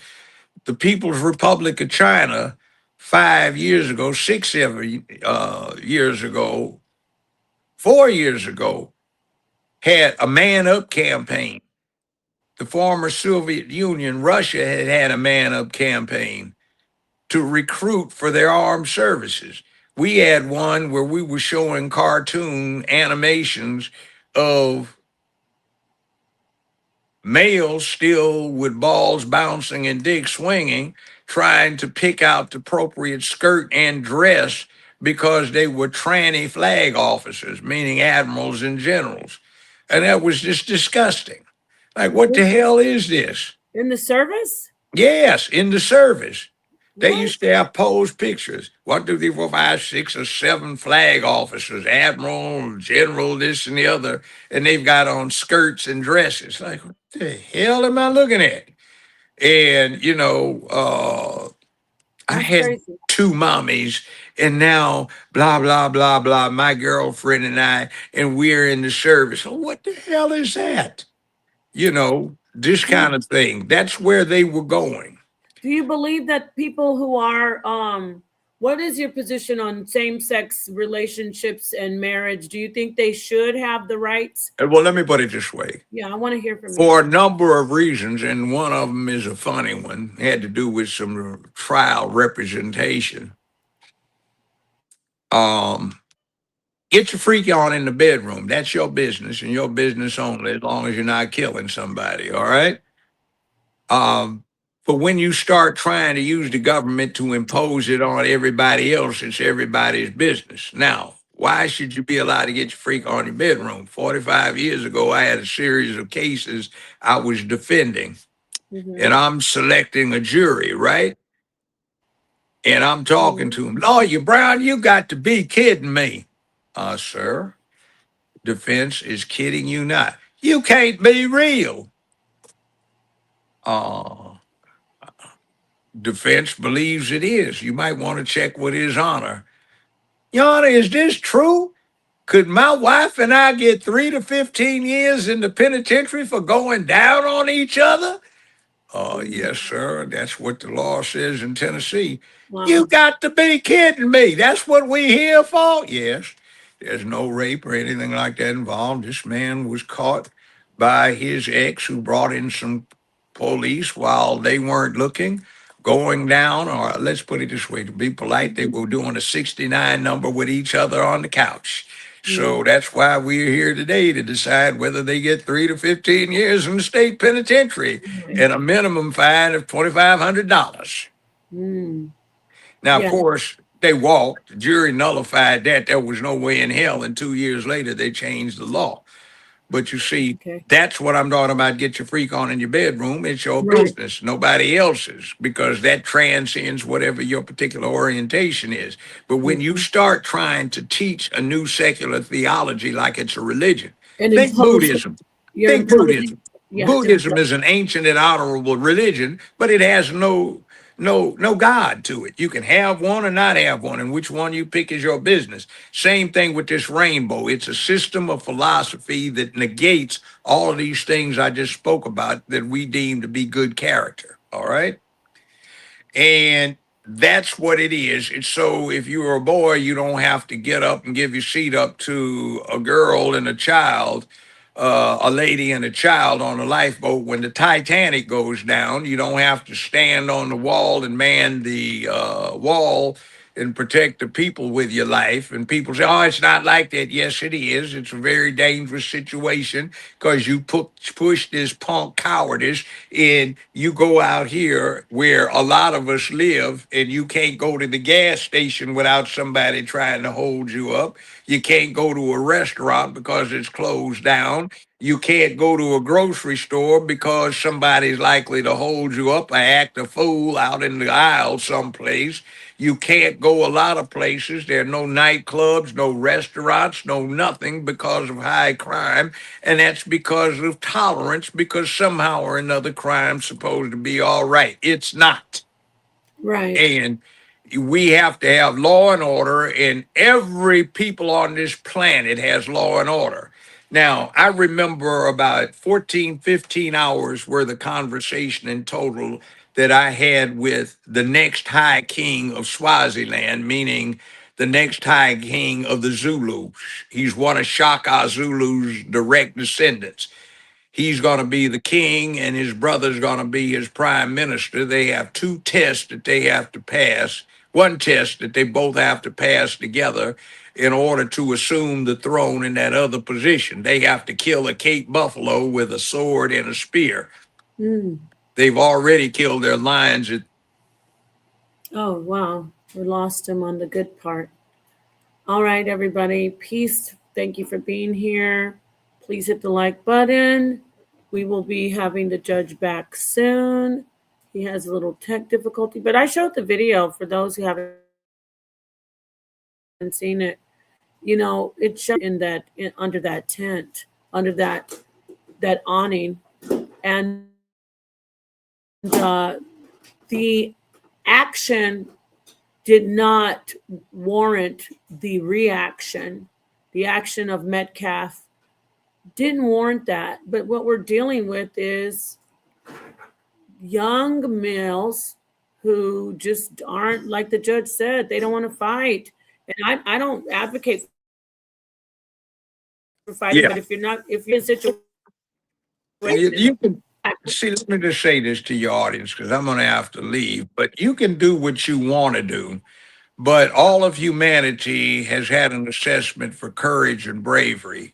And that's why we honor our heroes. If you want to be a coward, fine. If you want to excuse cowardice, that's fine. If you want to, oh man, he was cooking. That was a great closeout. Oh, I hope we can get him back. We got you. We got you. We see you. No audio. No.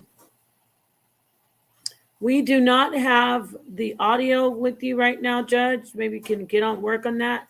But this has been great. I didn't want to cut him off too much because I love just listening to him. We got an elder in here, a lot of wisdom, a lot of wisdom. I hope I can bring him back. if you want to go there and become a coward and discard all of those things that have been listed as human character traits that are noble, go right ahead. That's why you will have no respect from anybody as long as you say these things. Uh, the world is going to change inside of the next decade. And because of that 14th Amendment decision, the process is going to be accelerated. Right now, you have more Hispanics in Georgia than you have black folk. Wow. Right now, you have many more Hispanics in California than you have black folk. Right Mm, now, you have almost as many Hispanics in the city of Memphis as you have black folk. So that was not the case 15 years ago. So when you start talking about running a guilt trip on what white people owe you, right. the Hispanic community does not think they owe you a damn. And if anything, what you think you'd like, they'll get because they will have the largest minority and the heaviest voting bloc. So it's too late now because there is no earthly way you can litigate something like reparations, but you would have to have a political act passed through the House of Representatives and the U.S. Senate. The Black Caucus is wasted decades pushing rainbow instead of black, and it's too late. So uh, hopefully, maybe a miracle will occur, but I doubt it. So in 5 to 7 years, you're going to have a very different political landscape. And a lot of us are not going to be able to cope with the consequences. So I Yeah. suggest you start investigating these things. And when you start complaining about what's going on, just look at those things as adversity. It's not a big lion or a big bear or a pack of wolves trying to eat you for breakfast, lunch, dinner, or a midnight snack. It's your fellow human, and we have had a long tradition of the hunter to deal with the wild animals and the warrior to deal with people who are adverse to your interest. So start thinking more like a warrior. And when you start thinking like a warrior, understand that the first thing that a warrior did was educate himself in a lot of things. So it is uncool to be an ignoramus. It boosts your mind. Don't just try to get your John Wick on, but if you look at John Wick, you'll find out he is an educated person himself. Mm, So understand the nobility of education and being able to earn a living in the world you find yourself in. This is the second quarter of the 21st century, not the yes. first quarter. Yes. So get ready for it and start preparing yourself for it and start dealing with the political modifications that are going to quickly come. And also, those of you who are jumping up and down, oh, Trump got what was coming to him, he got slapped down. Trump can get what he wants done. It's just he'll have to go through Congress rather than issuing an executive order, which is the real gist of those opinions. But what happened with you to black folk is while you were applauding Trump getting slapped down, you just applauded speeding up the process of losing most of your political clout, not in 20, 25 years, but in somewhere between 7 and 15. No, Judge, thank you so much for that. I just love your wisdom. I love how you're no nonsense. I do want to ask you one last question because I recall I have had conversations here, and there's a gentleman. I won't shout his name out, but he's an older gentleman, and he always talks about how the white man is in control of everything, and he's a good brother. He's hardworking. We lost him. Dang, I wanted him to answer I wanted him to talk to me. Judge, talk to, oh, goodness. Come on, we got to get you back. I got to hear your last about how we are all, the judge talking about it's the 21st century. Still have people here. Oh, okay. Yeah. I'm going to let you in just a minute because I'm talking about you. I'm talking about you. Judge Joe Brown. Yes. Uh, Hello. okay. Well, yes, I can hear you. We can hear you, but we can't see you. Can you hear me? Oh, darn. Oh man. Can you see me?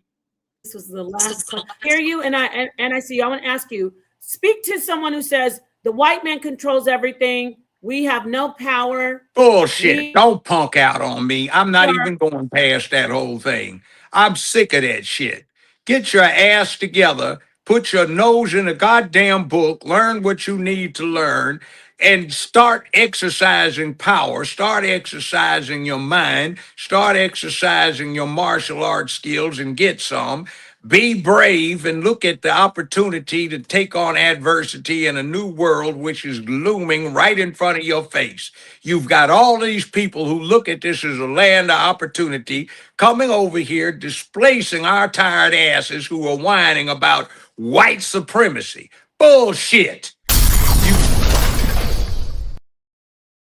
opportunity to do whatever in the hell you do. Just sit down and put your nose in some books and get the knowledge. Go perfect your skills and tactics. It'll be all right. Thank you so much, Judge Joe Brown, the Honorable Judge Joe Brown. I need to bring you back. Will you promise in front of everybody that you will come back soon? I will, and I'd like to bring on my candidate if you don't mind, Ms. Charlotte Kennedy, not Kennedy. That's somebody else I know. Ms. Charlotte Bergman. She's running for Congress, and she's likely to be the first black congressman and congressperson in 20 years in Tennessee, thanks to the redistricting. We had a gay white Jewish guy who has been the congressman from the 9th district for 20 years. He retired when he saw the handwriting on the wall, and the only thing he's done is bring in a piece of legislation that makes where he eats lunch in the congressional cafeteria have to use paper straws. That's all he's done in 20 years. So, yeah, a lot of I don't like paper benefit. straws. Yeah, well, that's what he did to be ecologically conscious. So other than that, he's done nothing for the Memphis area in 20 years. Bring her back. So, yes, I'd like to bring her on if you don't mind. Charlotte Bergman with 2 N's. Charlotte Bergman.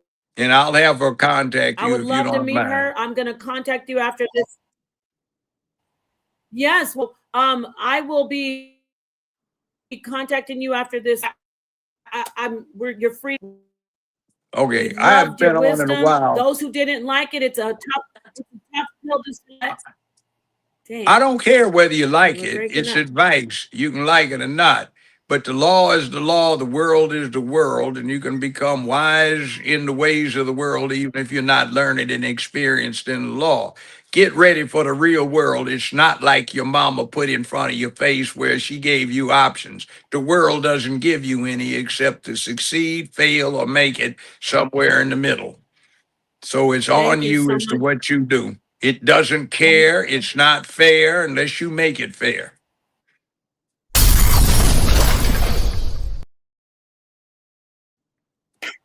There you have it. You, Judge, have a beautiful afternoon.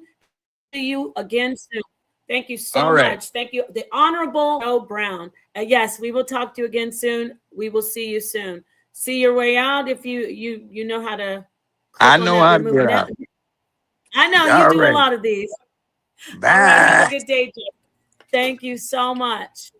All right, everyone. That was Judge Joe Brown. He was dropping some tough bombs on the community. He was talking about some tough things, Suntan. I don't want to get you. I didn't want him to beat you up, so you can't beat me up. Only thing I can do is respect him. You know. Yeah. So I'm a free thinker, baby.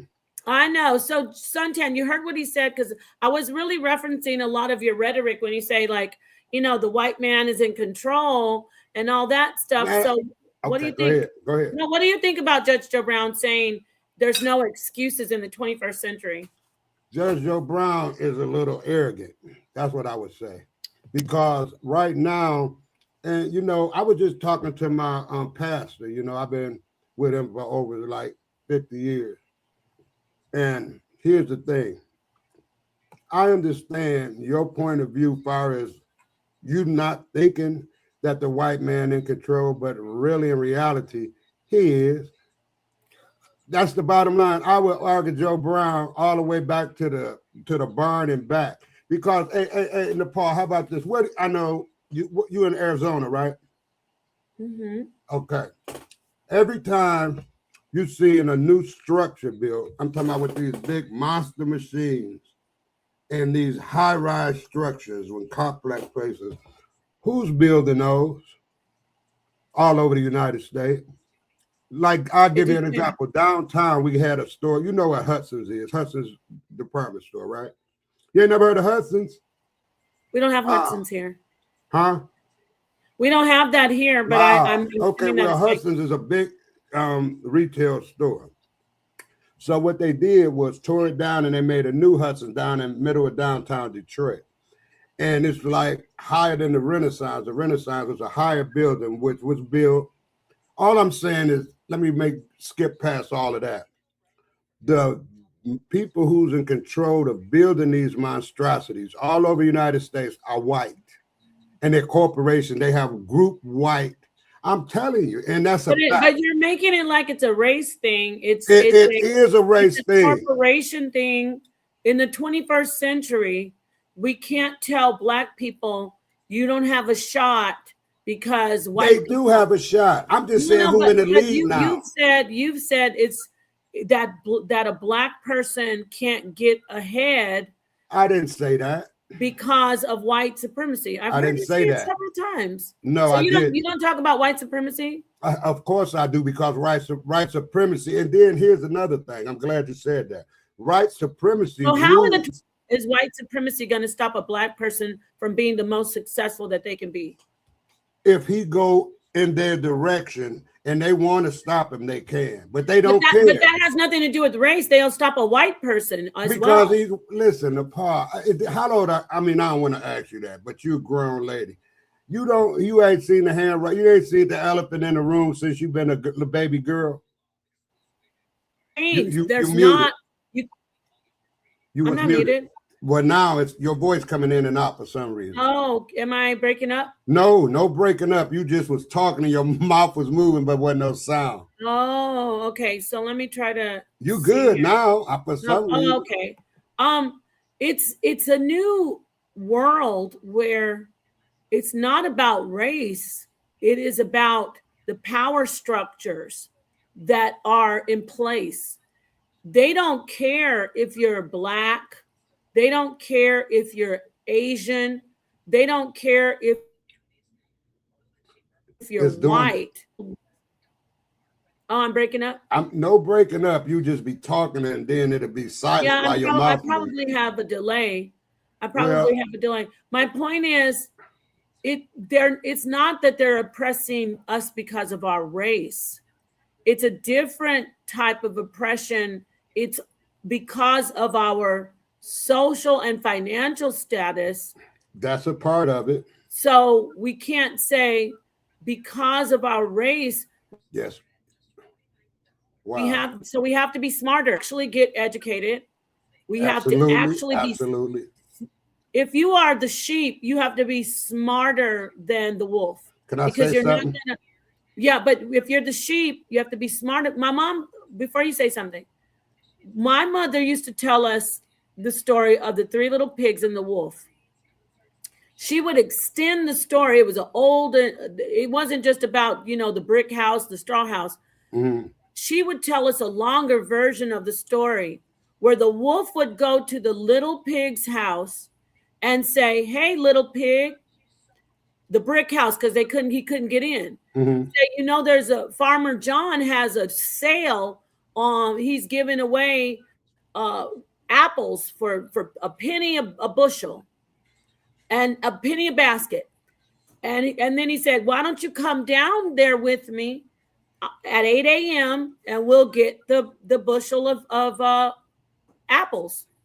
So the little pig played along and he said, "Okay, I'll come," because he knew the wolf just wanted him to come out and so he could eat him. Mm-hmm. So he couldn't fight the wolf, he wanted the apples. So instead of him going at 8 a.m., my mom told us a story where the little pig would go at 6 or 7 a.m. and he'd get his apples. And when the wolf showed up at 8, thinking he's the weaker, the prey, the pig said, "Oh no, I don't want to go because I already went down early, Mr. Wolf, and I got my apples." What am I trying to say? If you know that there's a power structure that wants to eat you and wants to devour you and get rid of you, you have to be smarter than the wolf. You have to say, I'm weak to the wolf. I can't fight the wolf, but I'm going to be smarter than the wolf, and I'm going to go get the apples that wolf said are out there for me.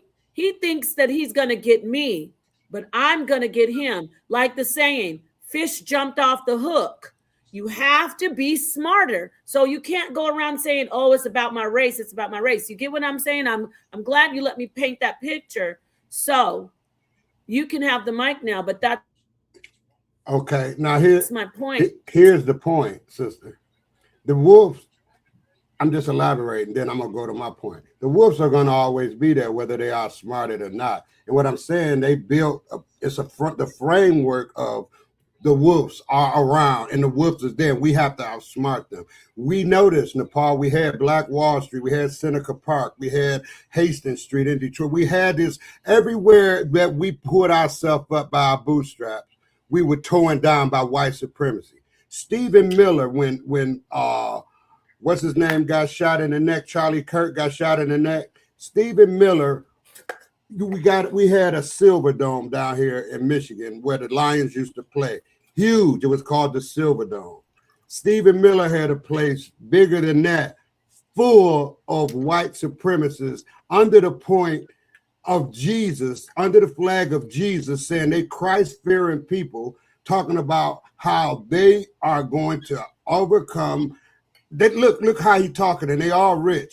We are going to overcome, we're going to dominate, and we're going to get revenge for Charlie Kirk. And as I look in this room, because you know me, you know my mindset, I'm looking all around just to spot one black guy, and I'm not foolish enough to call him an Uncle Tom, because I'm glad, man, you having a discussion right on air, and I want everybody to hear this. If anybody call you an Uncle Tom, feel proud, because Uncle Tom was the guy who was helping the slaves out in the, see, it's a lot of people don't know that, and they use the wordplay for Uncle Tom to make people seem like Uncle Tom was the bad guy, when Uncle Tom helped the raped slaves, he helped the runaway slaves. Who didn't help the slaves was the coon out in the field with them. He'll tell when they get ready to run, or if he hears sight or anything running. So when I get to my point is this right here.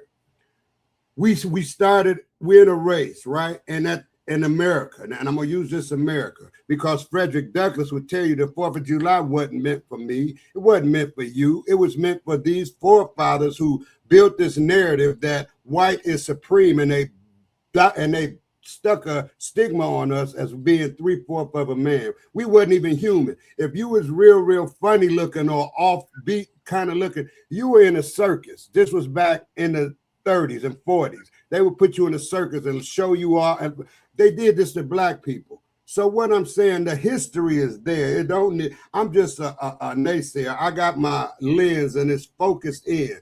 And look, white people, some white people, I'm gonna make a blanket statement, are beautiful people. They look at John Brown. It's a lot of white people who don't care about race, but it's more who do. And I just put up a video of how they just covered Washington. They came 200 or 300 strong with masses on, shouting white supremacy and at Washington, D.C. on the 4th of July.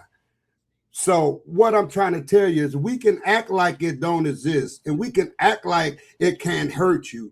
But when it comes down to the financial benefit, because of its financialism and hate, which white supremacy lives on, and then they stand under the flag of being God-fearing Christians. So they really, yes, and I'm sure you understand that. So I'll cut my diatribe right now, and I'm going to keep my eyes open. And one thing that Judge Brown did say was right. A lot of us need to get educated, just like I had educated myself, right? You got to learn a trade is really better than a job, because off that trade, you can eat for the rest of your life. You get the right trade, electricity, carpenter, any kind of trades like that, plumber. I did heating and cooling, electrician. Any of these trades can have you feeding your family for the rest of your life. That's in the Bible even tell you, don't feed a man to fish. He said, teach him how to fish, and that way he can eat forever.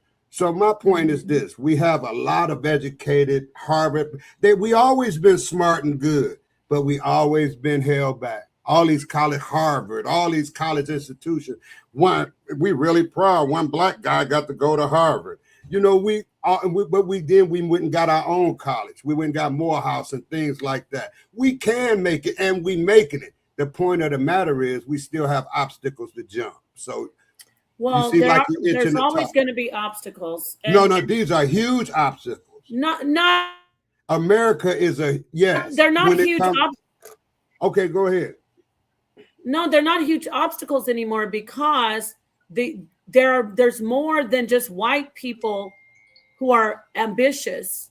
These black people have paved the way. Yes.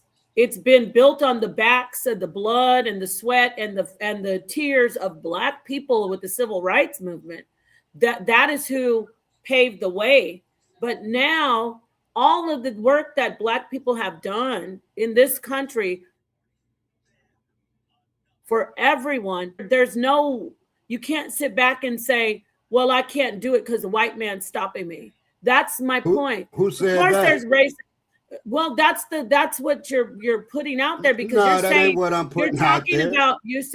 You're talking about how strong the white man is and white supremacy. Right. And that's the problem. It ain't a problem with me. I'm still making it. It's not like that anymore. Oh, yes, it is. It's not like that anymore. Meaning, I beg the difference. Meaning that a white person cannot stop an Asian, can't stop a Native American, can't stop a Hispanic, can't stop a black man or woman from achieving whatever they set themselves out to achieve in this world. And a lot has to do because of what black people have done in the civil rights movement, with the help of Jews and Mexicans, but primarily black people made the changes in this country so everyone can have a fair shot. So if someone sits back and says, oh, I couldn't make that because the white man stopped me. It's not the 60s. Nobody would never say that. Well, that's kind of what you're saying. It's not the 60s. No, I'm making a blanket statement, Napah. Well, it's now financial discrimination.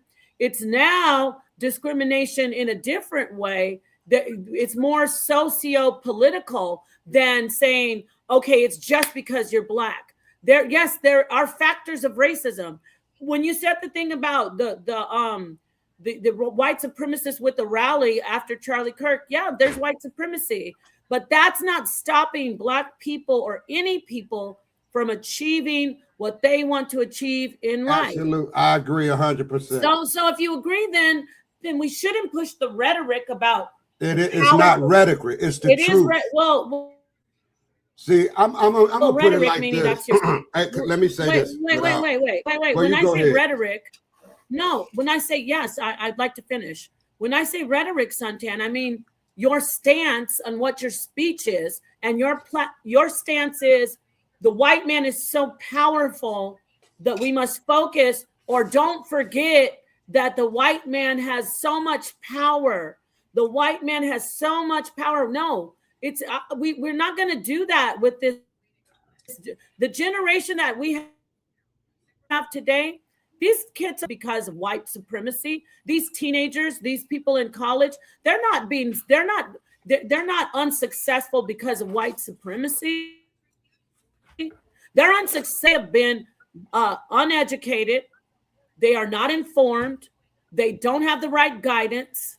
And once they do get educated and get the right guidance, they will be able to be. We've had a black president, one of the best presidents that I think our nation has seen. So I don't get where we're talking still that whole, because the white man is so powerful. That's an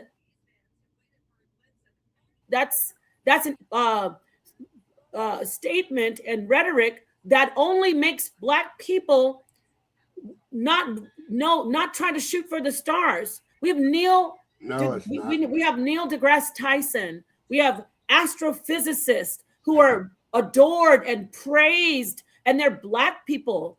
We don't have to sit around and go, well, the white man's so powerful. The white man is not so powerful. You know what's powerful? The money.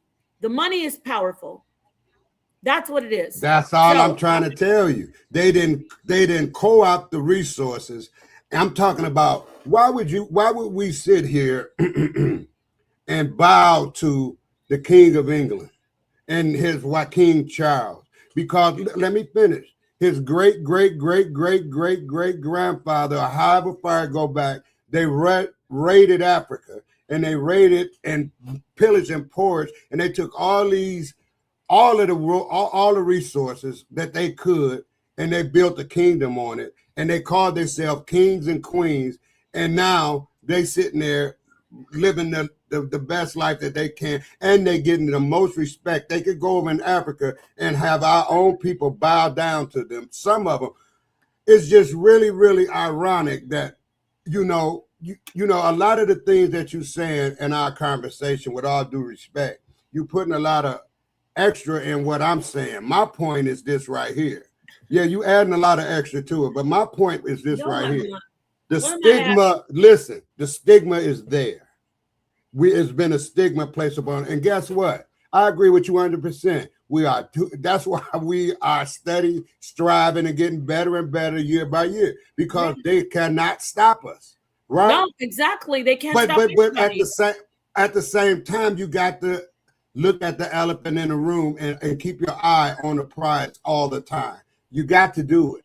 Because what do you mean the elephant in the room? That's the white supremacy. That's the elephant in the room. The elephant in the room is not white supremacy. It's right there blatantly. Everybody's talking about it. We disagree. That's my opinion. Everybody's talking about white supremacy, but white supremacy isn't it anymore. Racism in the is around. Words, it's not. Yes, we have racism. But in my words, it still is. All right, so that's it. We can, and Napah, we can disagree. No, I know. I like talking about this, but I'd like to say that we can't. Yes, there is no white supremacy any longer. We can't, and when I say that, I mean someone who has money. Like I keep thinking of Elon Musk. We're not going to look at him as a trillionaire and say, "Oh, because he's white, that's why," and he's going to take care of all white people. Racist. I saw him do the Nazi salute, so I'm going to go out on a limb and say probably, but it's not because of his whites, his race. It is because of his power with the money, where has been. How did he get the money? Exactly. How did he get it? From okay, on the surface, it was an upstart. Okay, it was an upstart. Any black person can do that. Any Asian person can do that. Amazon, PayPal, Facebook, black people, Asian people, Asians, blacks, Asians, blacks, Native Americans. I just don't see how you're so blind. You can do exactly the same thing, but the thing is, once they get that money, you know who gave them the money first? Dang. You know where they got their money? Involved with the government. Before Elon Musk had this foothold in the government, he was just getting his money from the regular schmegular Joe Schmo in society. They gave him.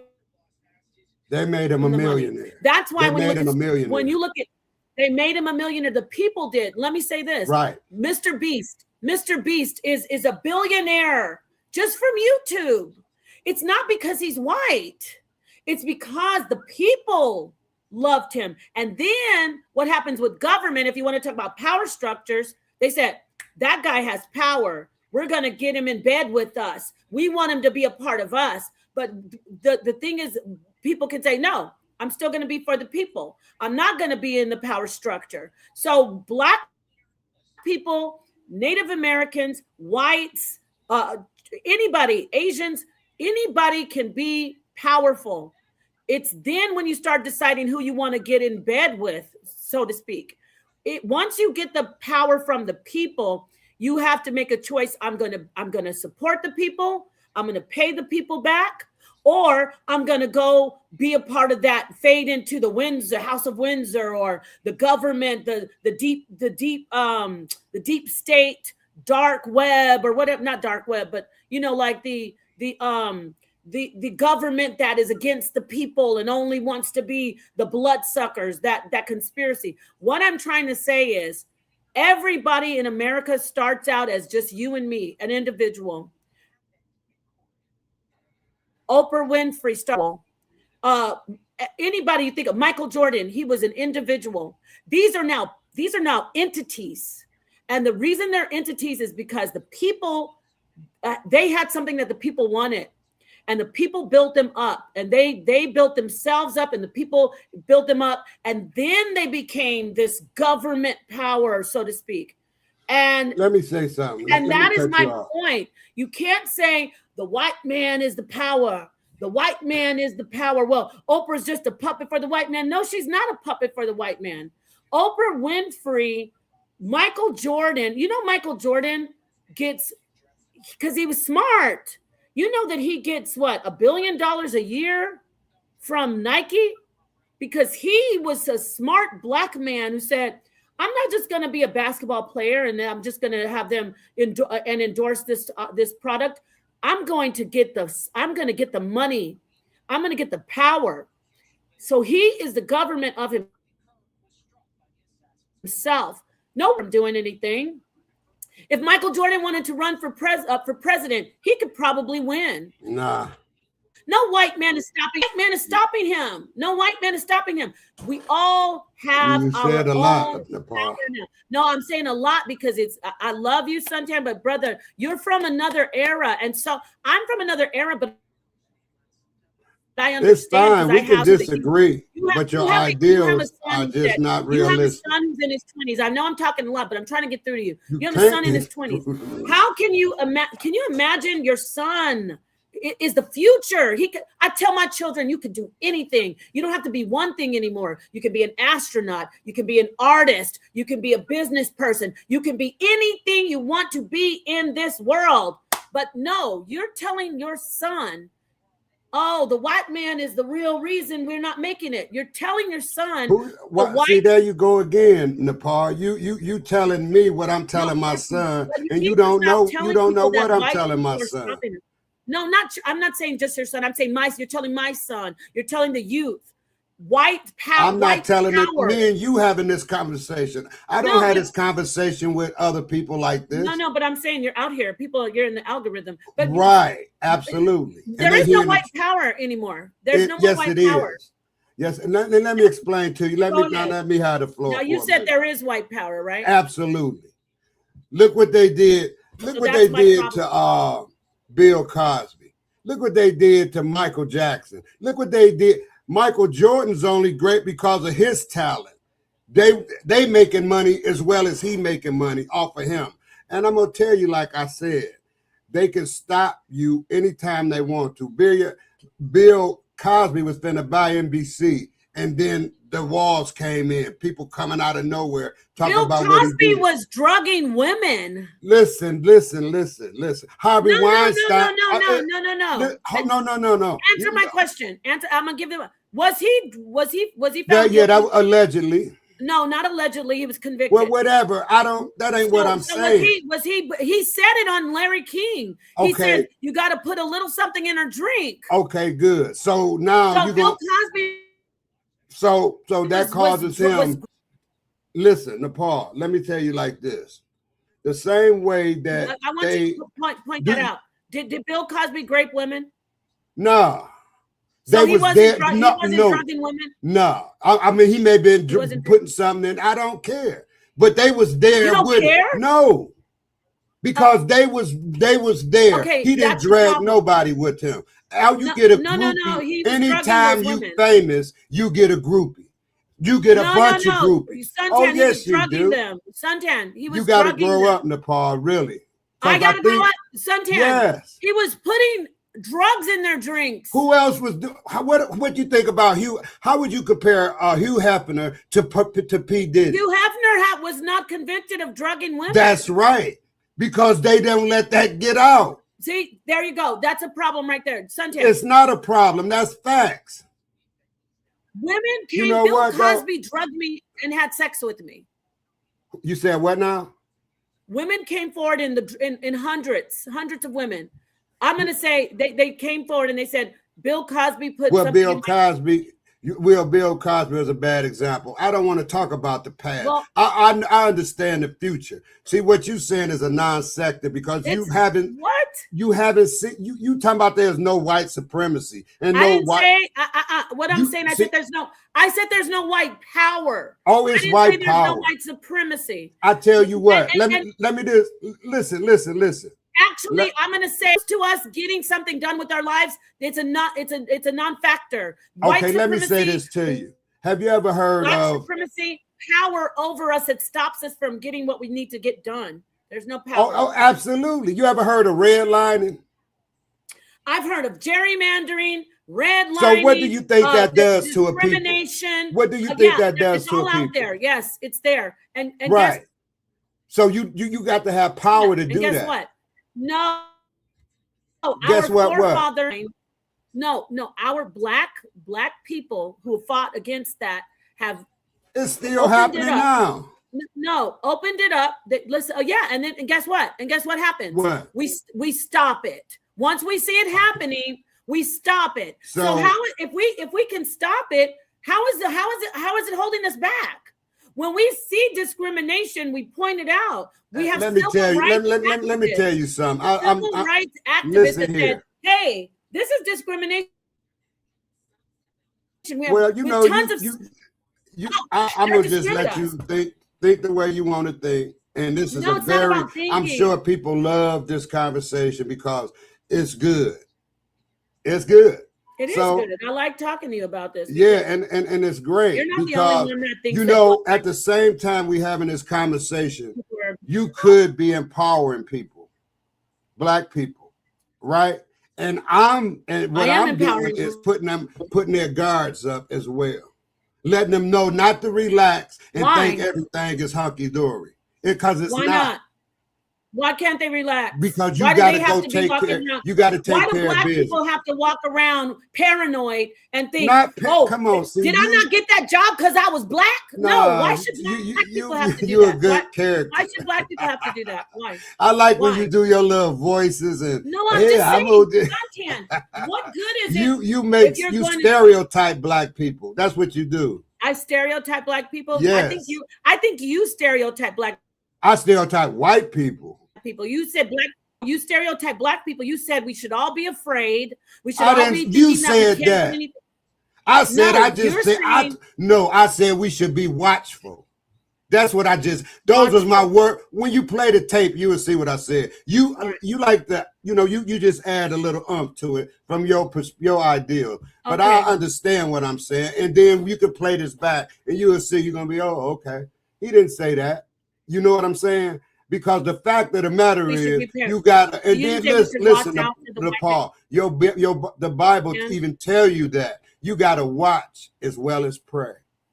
So you got to be watchful. If the strong, listen. You think I don't experience racism? That ain't what I'm trying to say. I'm making a blanket statement. No, because this conversation is not directed at you. No, saying this is what you should do. Talk about me. Do you think that you keep doing what you're doing because that's what you want to do? I was recently in a department store last week, and I had a bunch of items in my cart. And because everybody shoplifts, let me say this out here right now. Do Oprah shoplift? No. What did they do to Oprah? Hold on. Oprah didn't shoplift. Hold on. But what did they do to her?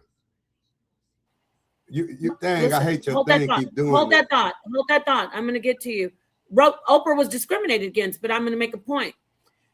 Black people, black women are focused on, for some reason, that's racism. But am I walking around paranoid when I go to the store? No, I go in the store and shop.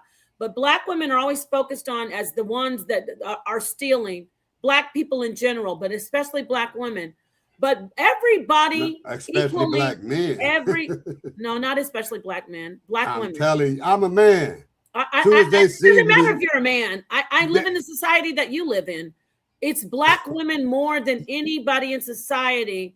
They focus on black women as far as shoplifting. Everybody in the whole world equally steals. Black people don't steal more than anybody. White people don't steal more. It's equal. However, they always focus on the Black woman. And then you see the media blow it up. She's getting wrestled down in Walmart. It's so all that propaganda is out there. So I'm in the store and I'm not even thinking about it though. See, Suntan? I don't think about it, even though I know it's a factor. I know that there's some prejudice out there. I'm not thinking people in the store thinking that about me. However, when I go to the dressing room, there's 3 other people standing at that dressing room. The white racist, and I didn't know she was racist till she talked to me. The white racist employee came to me and said, you can't take more than 5 items into the dressing room. First off, it's 8 items, number 1. Number 2, she came to me and the way she said, my manager told me to tell you that you can't take more than 5 items. I said, wait, hold on. Why is your manager telling you to come tell me something about the dressing room and I haven't even gone in there? Oh, because you have a lot of stuff in your cart. That's racism. That's profiling. That's discrimination. You know what I did? I said to her, let me talk to your manager. And I went aside and I spoke to someone else because she said the manager wasn't there. What I told her is, I need your information because I'm a Karen, but I'm a good Karen. Okay. I said, I need your information. I need to take a picture of my cart. I'm going to send it to someone who's in charge of you and let them know the conversation that we had, that you approached me and profiled me. It was over. It was her personally. You know what the other employees, the white ones that were there, said to me? I'm so sorry that she did that to you. That was wrong. My point is, I can't say all white people across the board are racist because of one racist who profiled me. I can, though, which I did, send all that information to corporate, and I bet your bottom dollar they're going to do something about it, and I'm probably going to get, I don't know, $100 gift certificate or something like that. So Black people and all people, we encounter things as we go through life, but I'm not going to walk around and go, oh, they looking at me because I'm Black. I'm Black, that's why. No, once it happens, I'm going to address it. But if it never happens, I'm everybody else. Does it piss me off? Does it hurt my feelings? Yeah, but I know that my forefathers, meaning the civil people that fought for civil rights, like my family, Judge Joe Brown, they laid the groundwork to where you can't mess with people about their race and about their disability and about their sexual orientation anymore, unless you want to lose some money. You get what I'm saying? So I'm not going to tell Black people, oh, it's the white man's fault. The white man's going to get you. He's powerful. No, I'm powerful because I have the law on my side. And and you know what that comes with? It comes with intelligence. That's my point, Suntan. Okay. Thank you for letting me tell that story. All right, good. Let me say this to you. So you think that America is just an level playing field?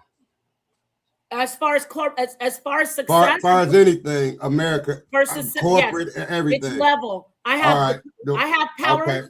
I have my. And I'm glad we having this diatribe because no, not level playing field. It's a level card table. Same thing. You dealt your hand, and guess what? You're dealt your hand. I dealt my hand. The white person dealt their hand, but I know how to use my cards and spades. I know how not to have to renege or have to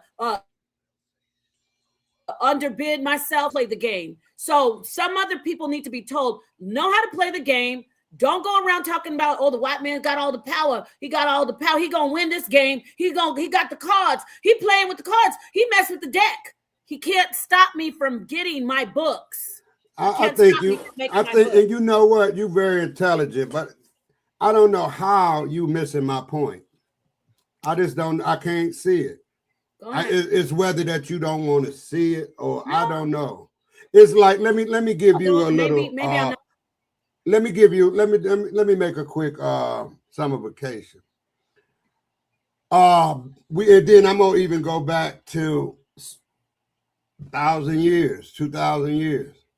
When you rape pillage the world. And when you pile up enough resources, whereas you can travel the world, and you understand we had a big, and I even heard you kind of go off on the drug scene as well, but we had a big explosion of drugs. And how did they get here? Did black men come over with a big boat and bring those drugs over here? We had a before they started making the Smith and Wessons and the gun and the poppy seeds that which grow over there. How did all of that stuff get to America? Did the black man go get it?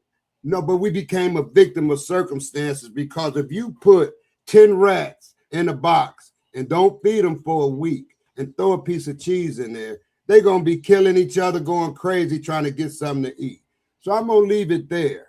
And you smart enough to make you smart enough to figure that out.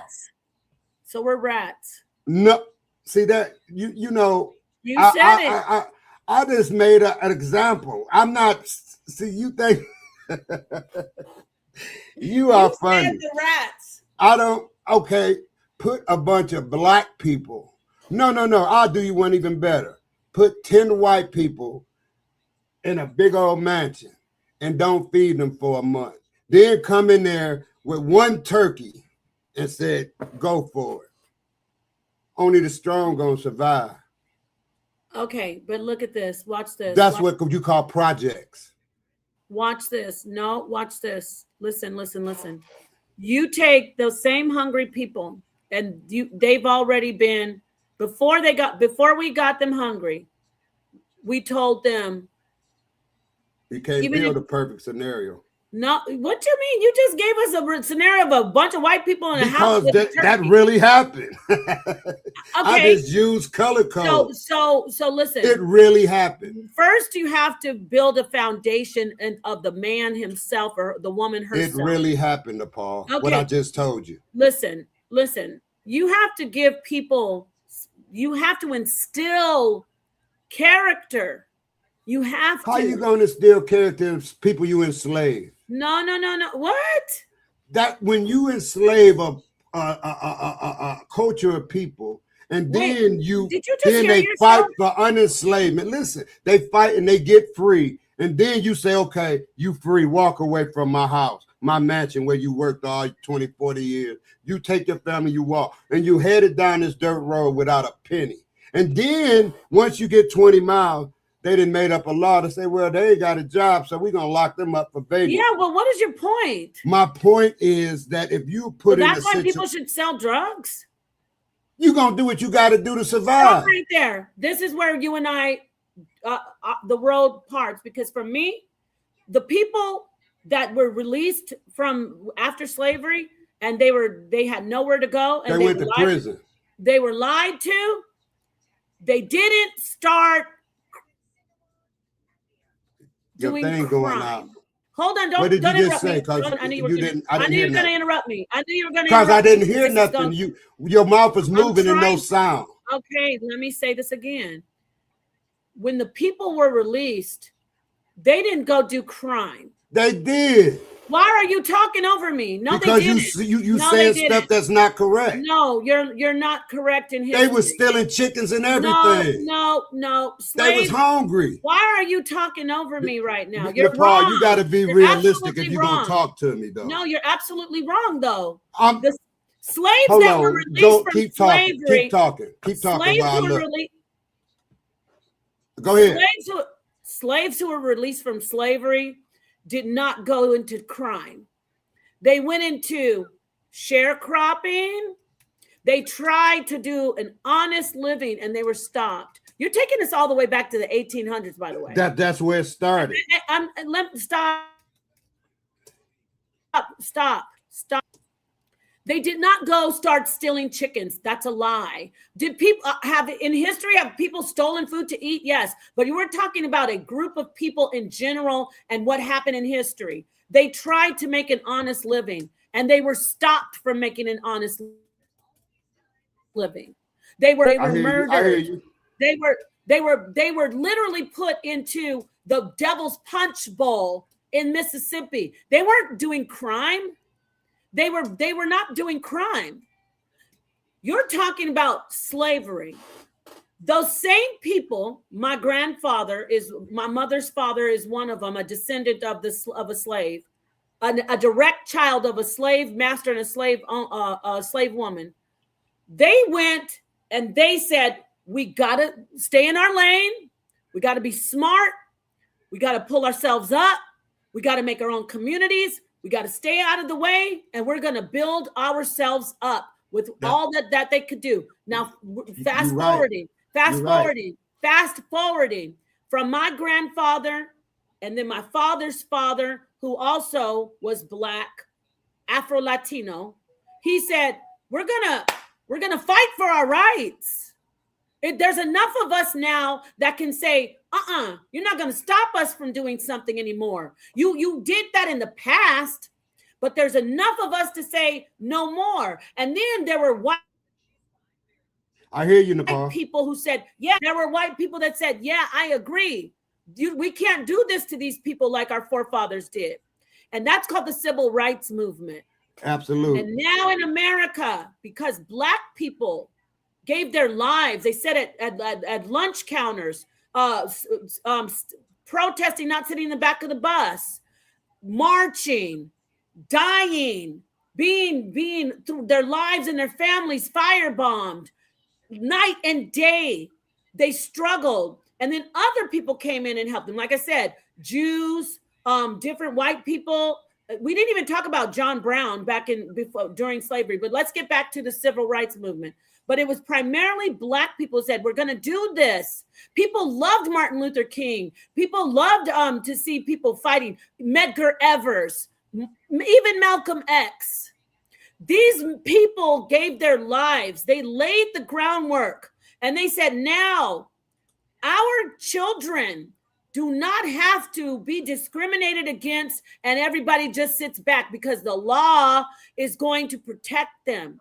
Does that erase racism? No. But there is now a law that people can say, hey, you can't do this to Black people or Native American people or Asian people or Hispanic. That's right. Hispanics. And no, because you're all talking about, I'm getting to a point. You're like, so when they're hungry in the hood in the 80s, that's why they did drugs and sold drugs. No, my family didn't sell drugs. My friends that were their families that were working hard, they didn't sell drugs when their father was janitors and carton pushing grocery carts. They did an honest living. They did an honest living. And the ones who said, well, I got to sell drugs, those are the real sellouts. Okay. Those are the ones who said, you know what? I don't give a damn about Black people. CIA, give me those drugs and those guns. I want to terrorize my own people. I want to hook my friends' moms and my friend's grandfather and my friend's brothers and sisters on drugs. I want to be like the oppressive slave master that lords over my people. I don't want to say, no, I don't care how much money I need. I'm hungry. I'm going to work. I'm hungry. I'm going to get together with my people and we're going to feed each other. Those people who started selling drugs and gang banging, they're the real problem. You want to blame the white man? Hell yeah. The Black man who sells sex, traffics young Black girls, he's the monster because he is doing it to his own people. Is he that weak of a man? We're going back to slavery. These men didn't have a damn thing. They had to laugh in a barrel if they didn't want to get their heads lobbed off. And they didn't go sell their people out. They didn't pimp their women out after they got out of slavery. But Negroes are weak, just like Judge Joe Brown said. And I'm not saying all Black men, because there's some Black men and women that agree with me, just like my family. Just want to cry and say, what could I do? I had to sell drugs because I was a rat for some cheese. You're a sellout. You're a problem. You're a cancer. You're a pariah. And we need to get rid of you because just because you're hungry, you think it's okay to pimp somebody's daughter out. Just because you're hungry, you think it's okay to go sell the government's drugs and kill your community. Just because you're hungry, you think it's okay to walk around with a AK-47 in the middle of the neighborhood. People scared to come out and do what they need to do because you're in the neighborhood. That's the problem. So no, all this stuff about rat and cheese. Share my screen. Do something besides make excuses for Black people who hate Black people. I don't hate Black people. When Black people hear me say, "Oh, you doing that," those are the problem. Stop selling drugs. Stop pimping women. Stop carrying guns around in neighborhoods where families shooting up proms because you weren't invited. I agree. This is why I turn up, because I'm gonna share your screen. I don't like how you make excuses for drug I don't like your rhetoric. So we both go. Well, brother, right. That's life. All now right. We'll start at the top. After slavery, the United States, newly freed people, destruction, and emancipation granted, freedom, but no wealth, land, resources. Many did not have to steal, relying instead on the Freedom Bureau. Nation labor contracts. Read that again. What did you say? You cutting me off, please. No, because I can't hear you. Read it again. It was one of the good points you was making. Like I say, I don't totally disagree with. So many. No, read it again for the audience. You disagree. You interrupted me.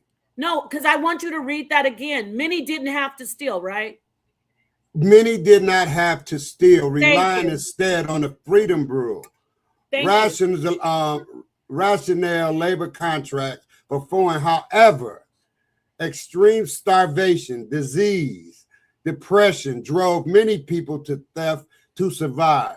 Formerly enslaved people who granted freedom often faced extreme poverty, systematic barriers, making it difficult to secure food, livelihoods, while some may have resorted to stealing due to depression. It was not universal requirement. Many relied on community support, farming, or labor survival. The act of stealing was commonly associated with escaping slavery, as noted in historical accounts, with fleeing individual foraged and stole to survive, while the emancipation struggles were shaped by racism, landlessness, and the lack of resources, not inherently criminality. And see, you are giving us inherited criminality. That's what you are doing right now.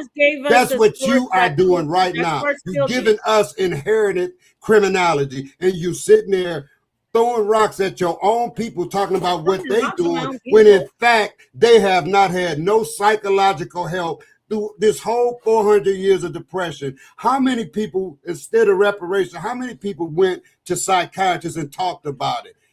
Do you know anybody that did that? Well, the point of the matter is we was highly stigmatized and oppressed, and I hear it from I'm a reader and I'm a listener. So I do it every day. Nepal, I'm retired now, so I get to sit here by my computer and research everything that we talk about. And I'm gonna tell you right now, it don't make me no difference where I win a debate or a conversation with somebody or whether I lose. It make me no different. What it makes me is that I learn something from our discourse. Right. So I'm not trying to win a conversation, and I'm not trying to lose one either, because I stand on the grounds of, knowledge, and on the grounds of psychology and philosophical thinking. Yeah, that's how, because it's a mind thing. Just like you said, if they use their mind, they would profit more, right? Because I lived around the same situation you did.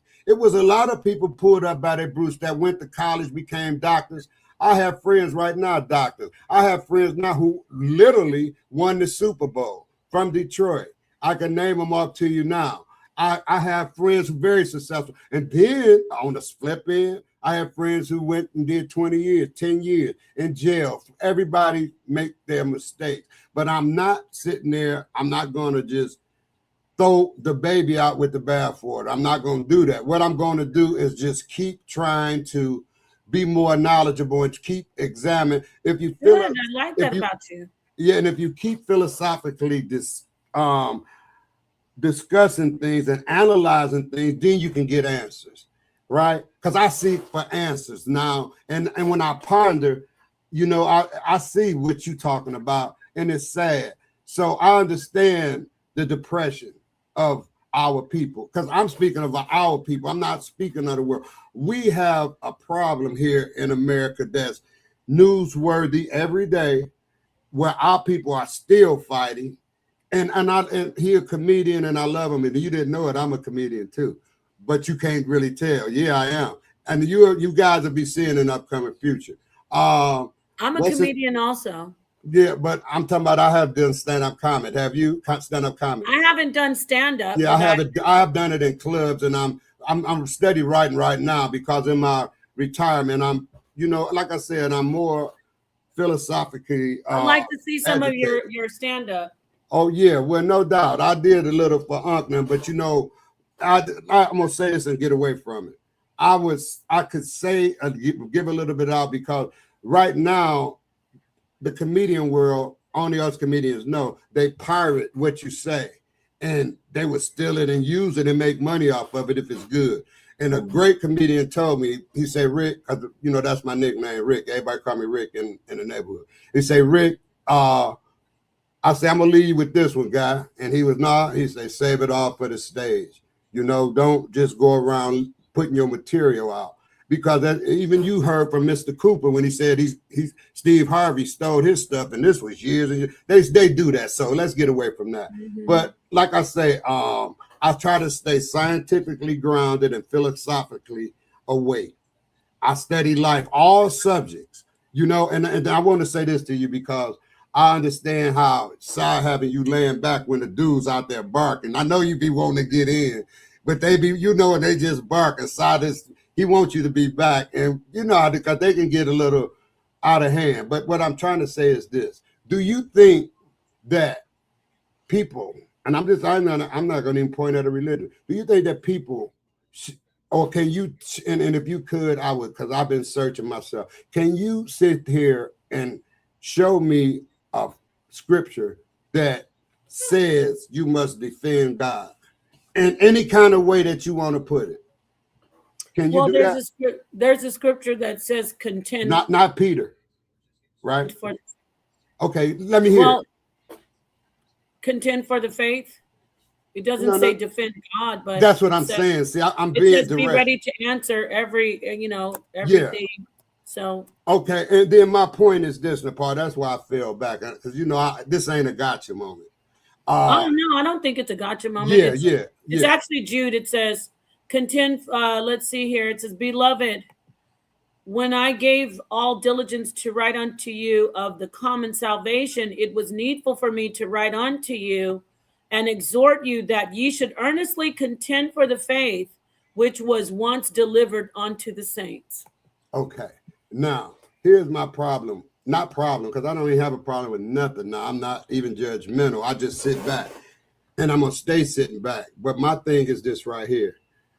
You cannot find no scripture that I can, and I haven't even been searching it, because I've been studying the Bible. Not the whole Bible, it's the New Testament, since I was 20. So what I'm saying is there's no defending it, but it does say this: do not cast your pearls to the swine, or else they'll be trampled over. So, and that don't mean don't defend God. That don't mean that. That means if somebody don't want to listen to what you got to say philosophically or theologically, shake the dust off your feet and leave it as a testimony against it. You're not supposed, see, that's what, you know, I look at these fellas and they want to go get a source of the same colonizer who wrote these books and had, name me, I got a paper right here with. The colonizer wrote the books, or you mean translated? Yes. I got a book, I got a paper right here with 5 black scholars, because I'm trying to look for scholars who we can go to, and I'm not talking about Sheikh Diop or none of those guys. I'm talking about going back to Rome and antiquity. I'm talking about that. I want to see, because we always see the sculptures of the curly hair European scholars, Herodotus, all of these guys. Where are the guys look like me doing this? And if you can bust my bubble, bust my pinata, do it. Well, no. Where are the philosophers? Yeah. Those are Roman philosophers that you and give me some Greek and Roman. Okay. But there's also African. There's Kemetic. I'm saying name a couple of them for me so I can research it. Well, you mean philosophers? Yeah. I can look it up for you. We can. No, I already looked it up. I wanted to know if you could do it just off the top of your head. They're probably because you can listen. You can name 5 Greek philosophers off the top of your head right now, because you that intelligent and you that well read. See what I'm saying? I think you can. I don't really think they were. See, I don't look at it like everybody else, where it's saying they were white. Like the social construct that we have today, like white, black, and other. It wasn't like that in ancient times. It wasn't. Yeah, that's why I said look like us. Well, I don't even know. Some Greek people did look like us. Where the sculptures at? Where's the sculptures? Well, there were emperors who were actually black. Yeah. So I seen a few over in Europe that they have in their museums. That's painted. They look like me or darker, with curly hair. Well, there was let's see here. I want to get the name right. Septimius Severus. Yes, he was black. He was black, and he looks just like all the rest of those different sculptures. So here he is. I just Wikipedia. Yeah, show me a picture of him, please, and I'm gonna write that down. I'm pretty sure, he was black, wasn't he? Yeah, he was. Nah, he looked like a European. Look at his nose, the bridge of it. Here. Look at the bridge of his nose. Emperor the phenotype tells you a lot. Leptis Magna in Libya. He was born in Africa. I don't know. He could have been white, but it says he was African. After opposing and killing the incumbent, Severus fought his rival, the Romans. Niger was defeated. I think he was black. Oh, well, his phenotype don't look black. That's all I'm saying. I could be wrong, right? Let's see here. Here's a bust of him. I mean, that could be a black man. This is what I said. It's like, I'm pretty sure he's black, though. Oh, okay. Let me get it. Let me check. You can ask Google. He look European to me. Is Septimius Severus black? I doubt. Or what was? Black. Let's see. Oh, goodness gracious. Hold on. All right. Let me read this overview. Or you could get it. Yeah, I will. I was just looking for and I had this paper here all the time. Then, my papers pile up at my desk here. And I get to moving stuff, because I don't want my stuff to be too cluttered. Okay, does it say what he was? Let's see here.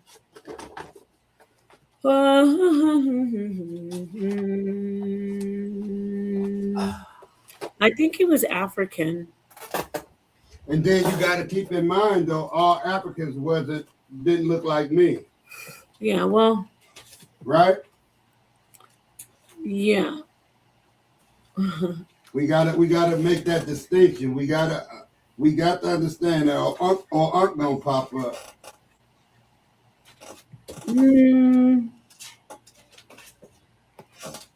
I think there's more than just him, though. Oh gosh, something's wrong with me. I can't get to it. Well, let me look it up on something else because my laptop is for let me take a second left. Okay, go ahead. One of them was St. Augustine. Let me ask St. Augustine? Yes, of course I've heard of St. Augustine. He was black. Well, you're the one over here saying that there's no black philosophers. No, I didn't. I'm not going to comment on that, though. I didn't say that. Well, I said there's very few. See, you like the Was Septimius you like the Severus word a stuff black that I say the way man? you want to word it. But that's okay. Let me see here. I'm not mad at you. Dang, I Was the save those Emperor scholars all the Septimius time, and when it's time Severus for me a to black man? represent it, well, the proof is in the pudding. It's kind of hard to pinpoint it when we can look. I can Herodotus, Plato. You know, it's a lot more that we can just name off. Let me Right. read this for you. Go Excuse ahead. me. It says, was he blessed? We're going to find out. Okay. He was not black. Oh, It says he was not a black man of sub-Saharan African descent. Instead, he possessed the olive complexion. See, this is why, and dark features typically of North African. That's black. yeah, That's I get sad. what you. I get what They're you're trying to saying. say Kemet isn't black. So he Yeah, was. I get so what he you're was saying. black. Yeah, was a black it makes a lot of sense. He was a black man. His father was Punic, Phoenician colonist. They were black. Right. Like Hannibal. Hannibal was black. His mother was Italian Roman descent. So he was a black emperor. It says throughout history, discussions about his ethnicity have generated significant debate. Mm-hmm. Some Afrocentrist perspectives classify him as an African and black, while classicists and modern historians point out that the Northern African population of that region had Semitic and Mediterranean ancestry rather than sub-Saharan. It doesn't matter. You know, they're always like sub-Saharan. I found it. It's not just about them being sub-Saharan. Kemet they were black people. They were just different than the Sudanese. I agree with you. So he was black. Napah, I found it here. Go ahead. I should scan it off and put it on online for you. It says modern biblical scholars and theologians. These are the black ones, right? Saint Augustine of Hippo, born a modern day Algerian, is often called the father of Western Christianity. His works, like Confessions of the City of God, established the bedrock of most of Western theology. Tuolilani of Carthage, the first to use the Latin term Trinity. He was a prolific defender of the faith against early heresies. I'm finna scan this off and put it on there, then you will be able to look. Augustus of Alexandria, a key figure of the Council of Nicaea. He was a primary champion of divinity of Jesus Christ, a black man. Modern black scholars often emphasize the liberating power of the Bible and its relevance and to the marginalized. James H. Cole, 1938 to 2018, known as the father of Black liberation theology. His work, The Cross of the Lynching and Tree, connects the cross and the lynching tree connects the suffering of Jesus to the history of lynching in America. Cain, Hope. These, this says Black Bible personalities and origins. And these are philosophers. I'm finna scan it and let you, go through it and do your research so you can bust some piñatas with it. How about that? Sounds good. Thank you. Yeah. I'm finna do that right now as we speak. I got my equipment right here. What are you gonna do? You're gonna scan it in? Yeah, I'm gonna scan it and put it right online. You're finna get it in 2 or 3 minutes. 2 minutes. Okay. Yes, ma'am. I got an Apple here working. It's pretty quick. All right. So what we see is that you're looking for more scholars, philosophers in history. Yeah, because I want to know the story of history from our point of, a black man's point of view and from his framework. I just don't want to know, because we already know it from a Eurocentric point of view, because that's what we are under. right? I guess, but I don't think back then it was like that. Oh, I can't. You know what? I will hold my mouth on that one because I don't know how it was back then. You know what I'm saying? So Right. a lot of things, I'm not afraid to admit I don't know. You know, I can be more agnostic than possible if need be, right? Mhm. Right. Yeah. So let me see. Let me get Hit the program like button. We're gonna be, preview. once you get that done, I'm gonna close it down. Okay, cool. Yeah, this just be some literature for you because, like I said, Thanks. you are, you well read and stuff like that, and you can bang it out with the best of them, right? Mm. So, I like you. I think you got a good head on your shoulders, but I don't agree with everything that you agree with, and that's fine. Right. You know, Oh, I'm sorry I yawned. That was so rude. yeah, that's fine that we don't agree on everything because that puts us on a road to discovery, right? So we got to go and do our research, and not only that, once we do our research, we then we can come out with our own, ideals and things of that nature, right? So I got it right here. I'm going to move this out of there. Okay, and I'm going to add this in there, and you can. While you're doing that, I want to thank everybody for joining me. This was great. There you go, sister. Awesome. Let the people see it before they go. There you go. Yes, Jack. Yeah. Who wants the smoke? Hey, great talking with you. Yes. Peace to you, Suntan. Yeah, peace to you too. And Joe Brown don't scare me. He's quite arrogant, but I know what I know. He have the right to be arrogant? All the things that I'm not. That's not a bad word. I think you should be able to be arrogant if that. That's right. Absolutely. That's what you want to call him. I don't. But when people say that, he's been through what he went through the struggle in the 60s and 70s. Absolutely. Where there were Black people being held back because of their race. Yeah. So I think he deserves his flowers, right? Yeah, hey, absolutely. I like Judge Joe Brown, man. I love Judge Mathis. Hey, don't even be mistaken. I like Judge Judy because I learned from her. I love all the judges. You know what I'm saying? Yes. I learned from them. So yes, sir. So we got your document up here. I'm going to put it on the full screen. There it is, everybody. Can you scroll down a little bit? I think there's something where you can't see at the bottom, right? Hold on, let me see. Or scroll up, I should say. No, that's it. St. Augustine is at the top. All righty, there we have it. And with that said, I want to say thank you, Suntan. You can see your way out. I'm going to just close out with my song. It's always a pleasure. I love that you're always helping, always here. And even though we agree, we're always very loyal to the channel. You got to fix your sound thing too, okay? Yes, I need a Mac like you. I'm just saying, when you talk, your mouth be moving and I don't hear nothing. I'm like, damn. You know what it is? It's even though I have an internet that they say is the quickest, the fastest that they can offer, it's the internet. And to be honest, it's not my internet. It's really StreamYard. They take so much energy and so much. You saw Judge Joe Brown kept getting kicked out. Yeah. So I'm going to try it. Judge Maybelline. Who's Judge Maybelline? Oh, you don't remember Judge Maybelline? She cool too. She a black lady. Oh, the black lady with the short hair? With the glasses. Oh, I like her. Yes. Maybelline cool. And I like Judge Million too. All right. Oh, Judge Million. Yeah, I like her too. I like a lot of these judges. So peace to you. I'm going to play my song. And good looking out. Good looking out with Napah Shadah.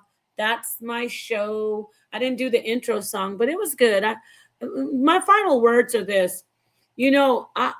I come from a background of a family who is very pro civil rights, pro activism for people who are downtrodden, who are oppressed. And quite often that unfortunately does translate into Black people. But we cannot, this is what my father taught me, my mother, we can't blame a system or give power to a system that is known to oppress people who are the underdogs it is a fact that slavery is atrocious. It hasn't, we still have that scar on our people, in America as Americans, but we are moving forward. We have to heal from things. I'll be the first person to say, no, we will not forget about slavery. No, we will not say that slavery didn't happen. But who's trying to push that? Black people. It's like we've been put on remote control. The slave masters who set you free, it's like they put you on a remote control to start self-destructing.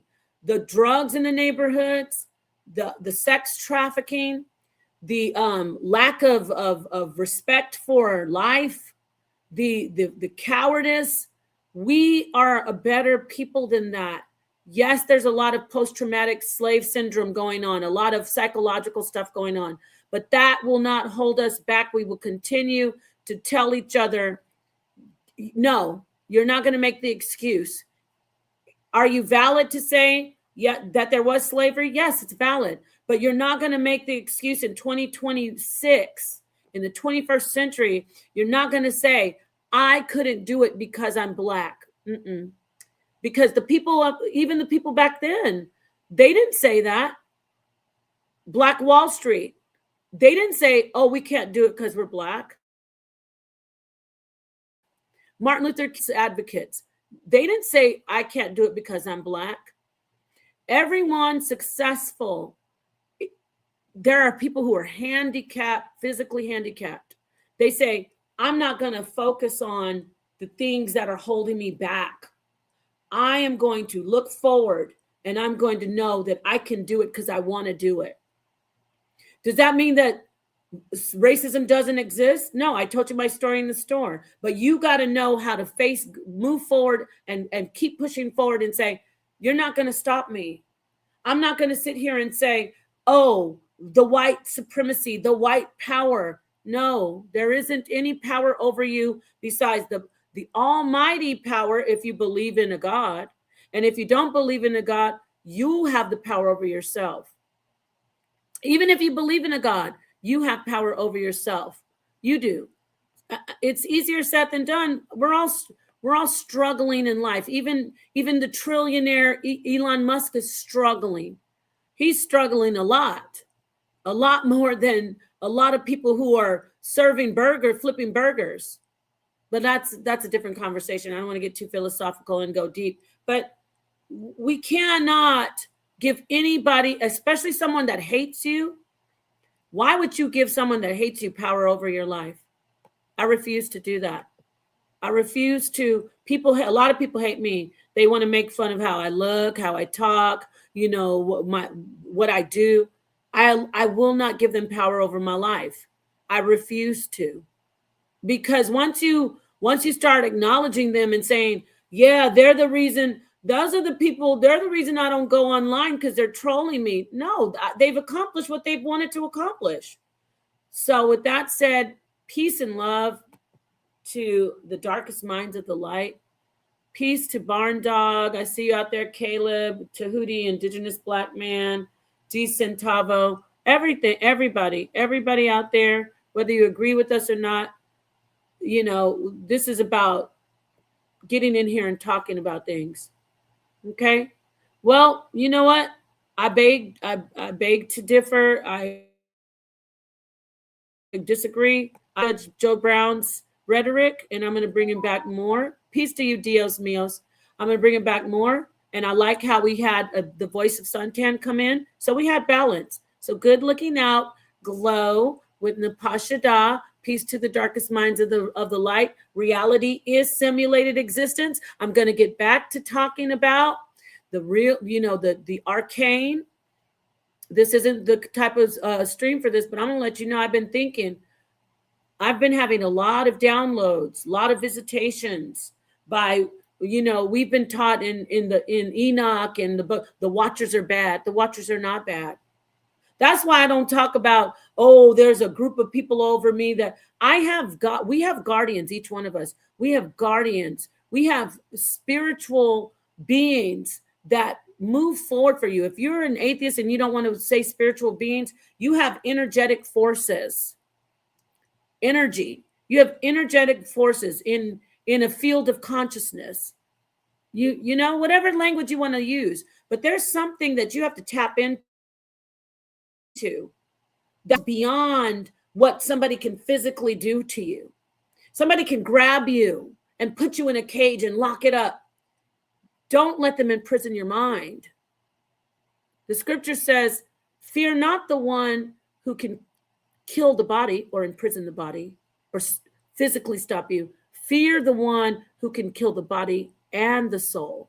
What does that mean to me? Well, how does that mean? That means I'm not going to focus on the physical things that someone can do. Because if I'm smart enough and if I have enough power, I'm tapped in to my guardians, to people say guardian angels. If I'm tapped into it, which is first and foremost the Most High, if I'm tapped into that, nothing can stop me. Nothing can stop me. So if you keep that mindset, you start to form your own reality. You start reality. So a man thinketh, so he is. That's my mom's favorite thing to say. So a man thinketh, so he is. If you think something, you can set your concept. It starts in your thought. And you continue to manifest that. This is more metaphysical. You continue to push that thought out. I'm not held back by anything. I'm not held back by anything. I'm not held back by my race. I'm not held back by my gender. I'm not held back by my physical abilities. I'm not held back by my financial abilities. Thing will drop into line for you. Okay, so that's facts. All right, with that said, peace. So a man thinketh, so he is. Proverbs 10. Thank you so much. All right, peace to you. Peace to you. I appreciate you being here, everybody. Thank you so much. And yes, I will. I'm gonna talk about that more, but not today. I'm gonna close out with my closeout song for the GLO show. This is the GLO show. Peace and love to everybody.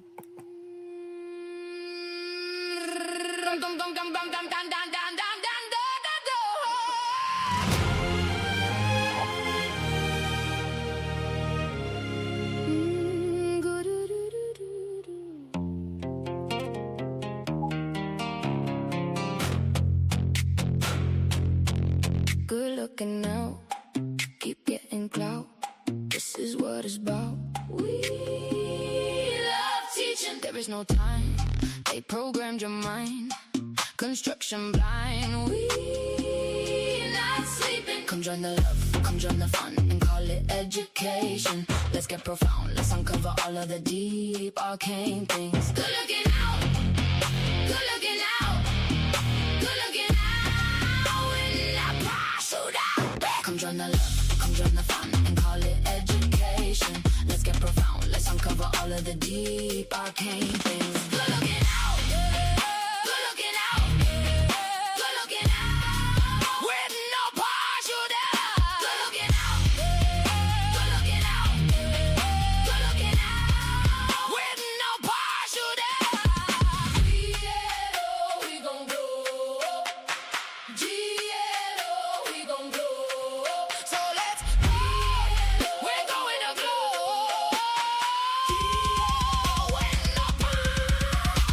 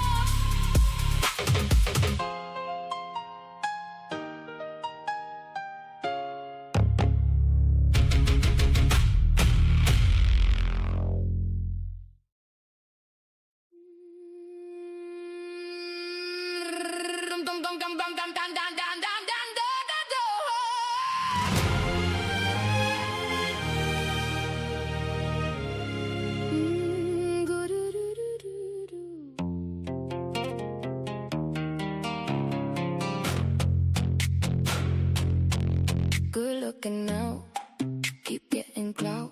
This is what it's about. There is no time. They programmed your mind.